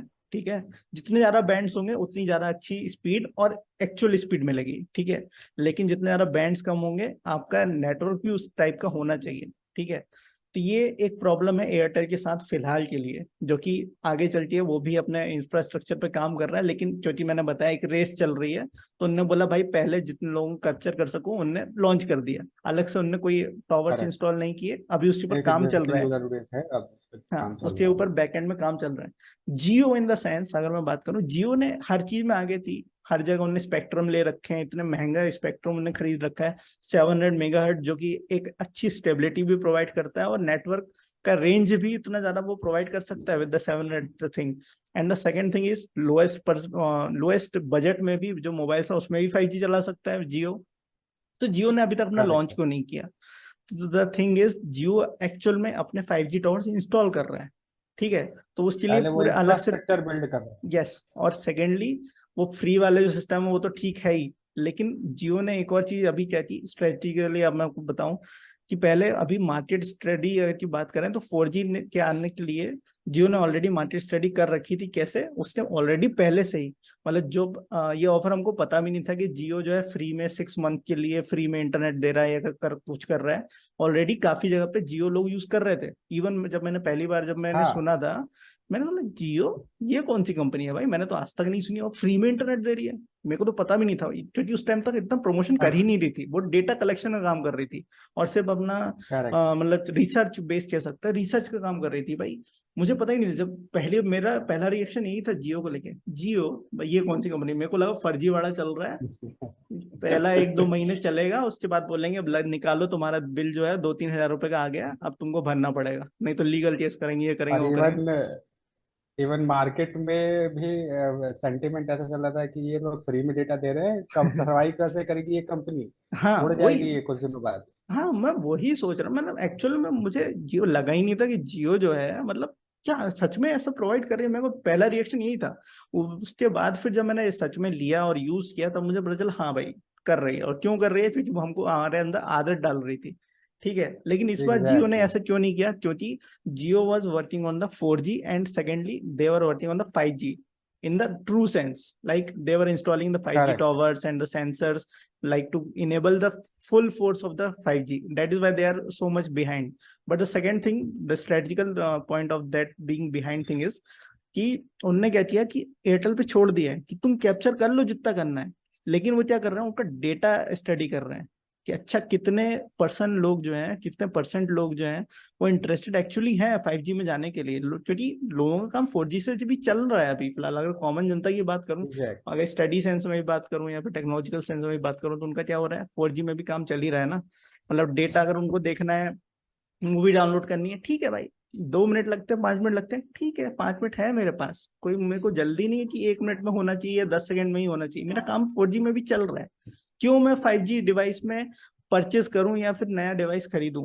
ठीक है, तो वो डेटा एनालाइज करेक्ट। करने के लिए उसने छोड़ रखा है एयरटेल को। वो क्या करेगा, सिर्फ उनकी रिपोर्ट स्टडी करेगा, अच्छा कितने नए यूजर इसमें आए, कितने लोगों ने 5G डिवाइस खरीद लिया है। ठीक है, अब क्योंकि अगर जो 5G का जो प्राइसिंग है एयरटेल का, अगर मैं बात करूं, जो भी उनका जो 4G का प्राइसिंग है उससे 100-150 रुपए एक्स्ट्रा मान लो, उसके ऊपर एड ऑन कर लो, वो उसका 5G का प्राइस होने वाला है। ठीक है, लेकिन ये अभी एयरटेल का प्राइस है। व्हाट जियो विल डू, जियो वही अपनी पुरानी स्ट्रेटजी, फ्री, इतने महीने फ्री उतने महीने फ्री, तो क्या करेगा, नए लोगों को अट्रैक्ट करेगा जो कि ऑलरेडी 5G पे हैं, उन्हीं को अट्रैक्ट करेगा। तो उससे उसका फायदा क्या है कि उसको वेट नहीं करना है कि कब बंदे 5G डिवाइस लेंगे, ओके, कब लोग जो है इन्वेस्टमेंट करना शुरू करेंगे 5G के ऊपर, क्योंकि उसको जरूरत ही नहीं है, क्योंकि ऑलरेडी एयरटेल ने वो मार्केट क्रिएट कर दिया है। उसको क्या करना है, ब्रेक डाउन करना है मार्केट को। So Jio this gonna be do that thing. और क्योंकि उसके पास सबसे लोएस्ट लेवल का भी मेगाहर्ट्ज वाला नेटवर्क है, स्पेक्ट्रम है, दैट मीन्स अगर आप कोई लो एंड डिवाइस भी खरीदते हो जो कि 5G है, उसमें भी जियो चल जाएगा? जियो का ये 5G टेक्नोलॉजी के लिए जो इंफ्रास्ट्रक्चर है, जैसा हमारे जो यूजर आया था चेंज कराने के लिए 5G के लिए, तो बताता था कि उसमें जो फाइबर है ना, वो हम्म। अपना ये फाइबर केबल लगते हैं। जो नॉर्मल हाँ। जो इंफ्रास्ट्रक्चर में वो हम्म। फाइबर केबल लगते हैं, ऑप्टिकल फाइबर हम्म। ट्रांसमिशन के लिए। हम्म। तो उसके लिए अगर ट्रू 5G लगाना होता है, तो उसके लिए जो भी आपके इंफ्रास्ट्रक्चर है, टावर और सब है, तो वहाँ पर प्रॉपर ऑप्टिकल फाइबर लगेंगे, तब जाके वो पूरा सिस्टम लगेगा। तो करेक्ट। इस तरीके से इन्वेस्ट लगाना पड़ता है। अब फॉर द टाइम बिंग इसमें जैसे थोड़ा डिले हुआ है जैसे जियो को, और एयरटेल पहले फर्स्ट मूवर एडवांटेज के लिए उसने मार्केट में आया। लेकिन उसमें दोनों चीजें हैं। जियो के पास में एक तरीके से उसे लर्निंग वे मिलेगा कि क्या मार्केट में प्रॉब्लम आई है, वो उससे अपनी स्ट्रेटजी को चेंज करना चाहे, ये हो सकता है। करेक्ट। दूसरा, जियो ने सक्सेसफुल जब फ्री डेटा दिया था, तो उस समय लोगों ने सोचा कि पैसे क्यों कमाएंगे, कैसे, क्योंकि आइडिया ये था कि पैसे वो नहीं, उनका आइडिया ये था कि पहले डेटा कैसे जनरेट करें। उन्होंने जो है डेटा जनरेट किया, अब उनके पास पूरा मार्केट का डेटा है अवेलेबल। और हम जानते हैं कि डेटा से हमारा बिहेवियर कि क्या परचेज कर रहे हैं, क्या बिजनेस डिसीजन क्या ले सकते हैं, बेसिस पे 5G पे वो डाल रहे हैं। करेक्ट। तो डेफिनेटली ये जो डेटा है, बाइंग पैटर्न है, उसके बेसिस पे वो आगे आएगा। करेक्ट। तो वैसे तो 5G मैंने जैसे बताया अभी एक्चुअल में 5G नहीं है, 4G प्लस प्लस है। फिर भी अगर हम एज कम्पेयर हम्म। टू अगर पूरी वर्ल्ड में बात करें तो हम बहुत ही पीछे हैं। ऑलरेडी 6G आ चुका है लोगों के पास। और जहाँ पे बेसिक स्पीड 100 Gbps है, हम अभी 1 Gbps भी स्पीड भी नहीं है। उनकी 5G की जो स्पीड हम्म। है ऑन एन एवरेज 24 Gbps चलती है। ठीक है। अगर अदर कंट्रीज की बात की जाए, हमारे अभी भी MBPS में हाईएस्ट स्पीड चलती है। ठीक है। और जो ज्यादा हम्म। डिसएडवांटेज है कि अगर कोई नई टेक्नोलॉजी आ रही है तो कैसे नए लोगों को उसमें इन्वॉल्वमेंट की जाए, क्योंकि ऑलरेडी जैसे बोलो लेजीनेस लेजीनेस है हमारे अंदर। जब हमारा 4G में काम चल रहा है तो क्यों हम 5G में जाएं? ये कॉमन जनता को समझाना थोड़ा सा मुश्किल है, लेकिन जैसे जैसे इन्वॉल्वमेंट बढ़ेगी तो उनको भी समझ में आना शुरू हो जाएगा। और बाकी तो मुझे ऐसा कोई खास इतना ज्यादा डिसएडवांटेज नहीं लगता। जितनी ज्यादा टेक्नोलॉजी बढ़ेगी उतना ज्यादा हमको इंफॉर्मेशन पास ऑन होना शुरू होगी। ठीक है। तो आई इन द सेंस मैं अगर बोलूं ओवरऑल, अगर पूछा जाए कि क्या कंक्लूजन होने वाला है कि इज 5G गुड और no, then I will go for the yes, 5G is very good. It is having more advantage than the disadvantages thing. तो definitely I will go for the 5G. And yeah, I will be waiting for the actual 5G, not the 4G plus plus thing, because they will ruin my experience of the 5G। क्योंकि अगर कोई मुझे अभी पूछेगा कि भाई कैसा 5G का एक्सपीरियंस है, तो मैं तो ये बोलूंगा अरे भाई हम्म। कुछ ज्यादा मजा नहीं आया। क्योंकि अभी अगर मेरी 40 Mbps स्पीड आती थी, 5G आने के बाद 60 Mbps हुई, तो ऐसा तो कहीं Gbps तो कहीं दिख नहीं रहा मुझे। Not even 100 Mbps I am having. So why they are claiming that 1000 Mbps, that means 1 Gbps speed you will get? No, I am not getting it, because the 5G speed they are showing on their advertisement and all the things is on their own hotspot। जहाँ पे उनने वो recording करी है, वहां पे actual में उनने खुद का सेटअप बनाया हुआ है, एक होल एरिया बनाया हुआ। अभी एयरटेल का 5G लॉन्च हुआ था, वहां पे एक्चुअल में सब लोग दिखा रहे थे, अरे देखो मेरे पास 1 GB पे स्पीड आ रही। Even in mobile as well. क्यों आ रही थी? क्योंकि अभी इतने ज्यादा नेटवर्क में लोग कनेक्टेड नहीं थे, फर्स्ट ऑफ ऑल। सेकेंडली वहां पे जो इंफ्रास्ट्रक्चर है वो एक्चुअल 5G वाला था, ना कि वो 4G प्लस प्लस वाला था, इसलिए उनको एक्चुअल स्पीड आ रही थी। एंड थर्ड डिवाइस, जो वो लोग जो डिवाइस पे टेस्टिंग करवा रहे थे, they was iPhones and the high level flagship phones, जो कि actually enabled for the 5G things with the highest bands and all the things. ठीक है। वो कोई लो एंड डिवाइस में किसी ने टेस्टिंग करी नहीं थी। थर्डली, अगर 5G आता भी है तो मैं आपको बता दूं अभी, फॉर एग्जांपल अगर मैं 5G जाना चाहता हूँ, मेरे पास 5G इनेबल्ड डिवाइस भी है, फॉर इन एडवांस मैंने ले रखा था। फॉर एग्जांपल मैंने सैमसंग ही ले रखा था जो कि जिसमें 5G इनेबल्ड है ऑलरेडी। क्या मैं 5G यूज कर पाऊंगा? The answer is no. Why it is no? Because it is of from the manufacturer side. क्योंकि इंडिया में जब ये डिवाइसेस भेजे गए थे तब 5G इनेबल नहीं थे, मतलब 5G आया नहीं था। तो ये मैन्युफैक्चरर ने क्या किया, 5G के बैंड्स तो डाले, एंटीनाज भी डाल दिए, लेकिन सॉफ्टवेयर में अपडेट नहीं किया है। ठीक है। तो अगर एग्जैक्टली। अगर मुझे 5G रन करना है तो सबसे पहले मैन्युफैक्चरर को, फॉर एग्जांपल अगर मैं वन प्लस यूज करता हूँ या फिर सैमसंग यूज करता हूँ या फिर इवन आईफोन ही क्यों नहीं यूज करता हूँ, तो सबसे पहले उनको एक अपडेट रोल ऑन करना पड़ेगा इन iOS Android what ever it is, कि सबसे पहले इनेबल करना पड़ेगा 5G उसको, फीचर्स को, ठीक है, ताकि वो उसको रीड आउट कर सके कि हाँ भाई 5G सिग्नल्स आ रहे हैं। अदरवाइज वो जैसे आपने देखा होगा ना, नो नेटवर्क करके दिखाता था, इवन सिम इंसर्ट है और नो नेटवर्क दिखा रहे हैं, ठीक है। तो वो प्रॉब्लम अभी भी आएगी अगर आप 5G में अभी अभी कन्वर्ट हो जाते हैं और 5G सिम लेके भी जाते हो, आपके फोन 5G इनेबल्ड होने के बाद भी नहीं चलेगा, क्योंकि it is not unlocked for that thing. How is it not unlocked? Not hardware based, it is software based thing which can be done with the update from the manufacturer. Manufacturer को एक update roll on correct. करना पड़ेगा जहां पे वो 5G को enable करेंगे आपके डिवाइस के अंदर। This is also a negative point कि अगर मैं चाहूँ भी तो अभी 5G में जा नहीं सकता हूँ, क्योंकि मेरे पास वो डिवाइस नहीं है। हालांकि जो अभी नए फोन आएंगे उनमें ऑलरेडी वो इनेबल करके देंगे, वो फर्मवेयर वगैरह अपडेट करके, लेकिन जिनके पास ऑलरेडी 5G डिवाइस जनरेट रखा है वो अभी 5G में नहीं जा सकते। So that is also a disadvantage for the existing person. इन सबरी अपने यूजर के लिए सिंपल लैंग्वेज में अगर हम इसको बोलना चाहें तो ये है कि आपके पास इसके लिए जो हार्डवेयर रिक्वायरमेंट है और सॉफ्टवेयर रिक्वायरमेंट है इस टेक्नोलॉजी के लिए, वो हमारे पास जो है एग्जिस्टिंग है, उसको चेंज करना पड़ेगा या अपग्रेड करना पड़ेगा, करेक्ट। जिसमें क्या कहते हैं, पैसे या कॉस्ट लगेगा। तो वो चीज़ में थोड़ा एक चैलेंज है, जो एक डिसएडवांटेज रहेगा हमारे। करेक्ट। तो yes, this was it in my sense 5G is, जो कि अभी तक हमने बात करी कैसे फर्स्ट जनरेशन से लेके हम फिफ्थ जनरेशन तक आ चुके हैं। India is in a progressive state, not just in technology, we are also doing some things about the broadband thing as well। Broadband में भी हमारी स्पीड अभी देखो काफी बढ़िया होती जा रही है, और काफी जगह जहाँ पे काफी कंपनीज नहीं है वहाँ पे भारतीय एयरटेल के अलावा भी, जैसे BSNL के फाइबर कनेक्शन अभी काफी ज्यादा अवेलेबल हो गए हैं हर जगह, तो वहाँ भी ब्रॉडबैंड पहुंचने लगा है। एक जो डिसएडवांटेज मुझे अगर कंपनी साइड से बोला जाए ना, कि अगर मुझे ब्रॉडबैंड वाली स्पीड अगर मोबाइल में मिलना शुरू हो जाएगी तो कहीं ना कहीं मैं ब्रॉडबैंड को यूज करना बंद कर दूंगा। क्योंकि अगर मैं अपनी उसी स्पीड को कहीं भी ले जाके यूज कर सकता हूँ तो why will be stucking with the wires, ठीक है ना। क्योंकि मैं हॉटस्पॉट लगा के यूज कर लूंगा, अगर मुझे 1000 Mbps की स्पीड आती है मोबाइल में, और अगर मेरे को हॉटस्पॉट यूज करने के बाद अगर 200 Mbps या 300 Mbps की स्पीड आ रही है, बट इज फ्लेक्सिबल, मैं कहीं भी यूज कर सकता हूँ, even in the office, even in my mobile, even in my journey. क्योंकि मेरा मोबाइल में तो हर टाइम नेटवर्क तो रहने वाला है, लेकिन the problem with the broadband is अगर प्राइसिंग उतनी ही है, स्पीड भी उतनी ही आ रही है, लेकिन वो फिक्स है, it is a fix line, मुझे एक ही जगह बैठ के जहां तक वो वायर जा रहा है मैं सिर्फ वहीं तक वो उतनी स्पीड इंजॉय कर सकता हूँ। लेकिन जब 5G इनेबल्ड डिवाइसेस आ जाएंगे और 5G आ जाएगा तो मैं कहीं भी वो स्पीड लेके चल सकता हूँ। मैं एक जगह बंधा नहीं हूँ, मैं पार्क में बैठा हूँ, मैं किसी जगह ट्रेवल कर रहा हूँ, इवन कहीं भी किसी के पास गया हूँ, भले ही मेरे पास सेटअप नहीं भी है, with the help of 5G मैं कहीं भी वो चीज यूज कर सकता हूँ। तो कहीं ना कहीं वो ब्रॉडबैंड को इफेक्ट करेगा, लेकिन टेक्नोलॉजिकली स्पीड सब जगह अवेलेबल होगी। तो या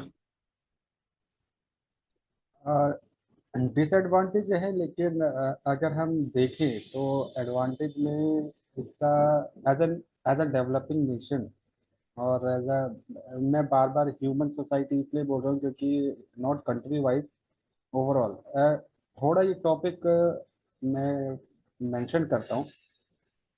जितने भी हमारे व्यूवर्स देख रहे हैं, अगर वो थोड़ा ह्यूमन सोसाइटी या ह्यूमन सिविलाइजेशन के ध्यान हिसाब से देख रहे हो, या जैसे स्टार ट्रेक कोई मूवी है, मैं रेफरेंस करके दे रहा हूँ ताकि जो मैं बोलना चाह रहा हूँ उसमें थोड़ा सा आप लोगों को समझ में आए कि मैं बोलना क्या चाह रहा हूँ।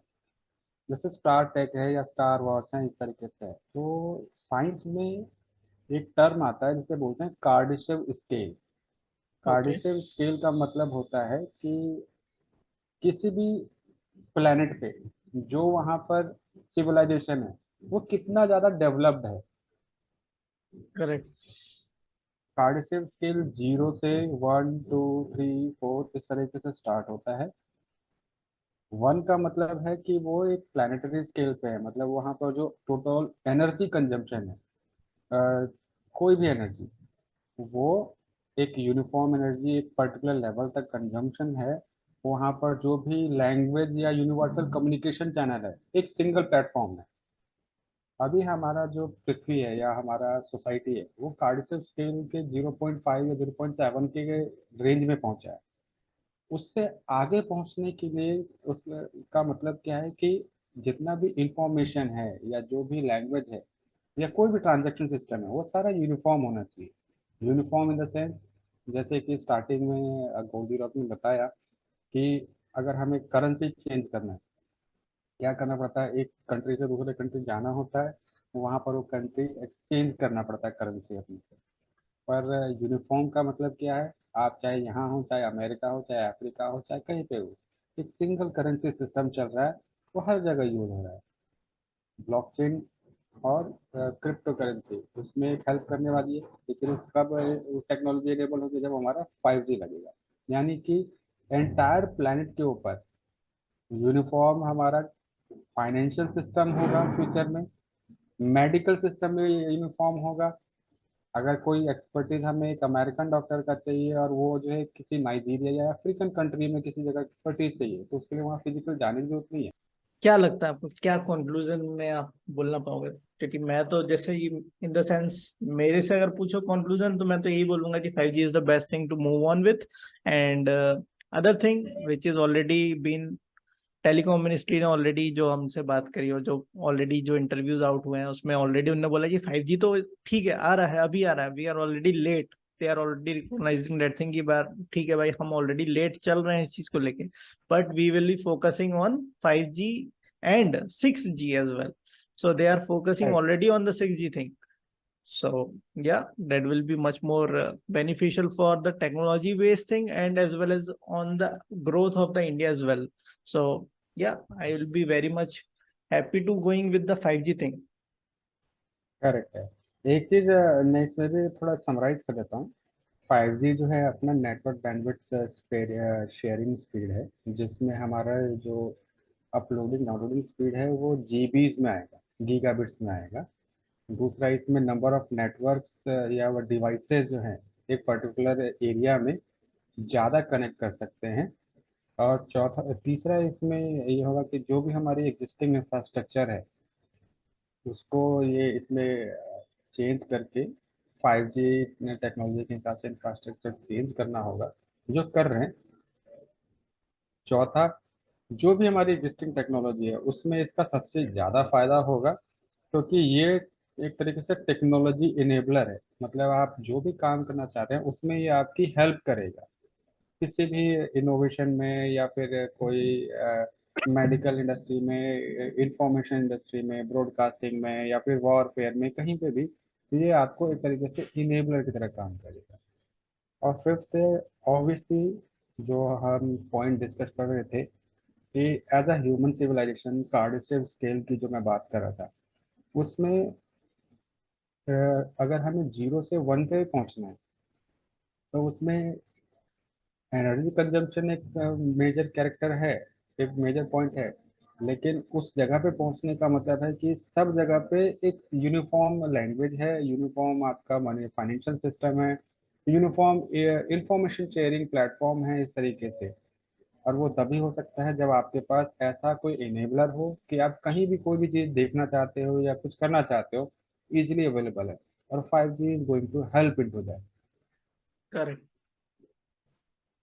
So I guess here are the reviews of our opinion about this thing. मैं इसमें अपना ओपिनियन ही बोलूंगा, इसको इज अ फैक्ट नहीं बोलूंगा, जो कि कुछ लोगों को लगेगा कि भाई कुछ चीजें तो यहाँ पे बहुत अच्छी चलती हैं या फिर ये अच्छी है या बुरी है, तो आपको इसमें डिफरेंशिएशन लग सकता है। That is why I will say these are the opinions about 5G according to us. And yeah, this was it for this video, or you can say podcast as well. This was a podcast where we have discussed many things about the technologies, and as well as the 5G, which is actually available with the Airtel right now, and the other racers about going to happening in this race will be the Reliance Jio and we also, and most probably if any foreign company will be coming up with the technology, if they want to invest in, then we might see some other companies like Skynet, which will be of Elon Musk, and they are having a different kind of technology which we might discuss in our next podcast or next video,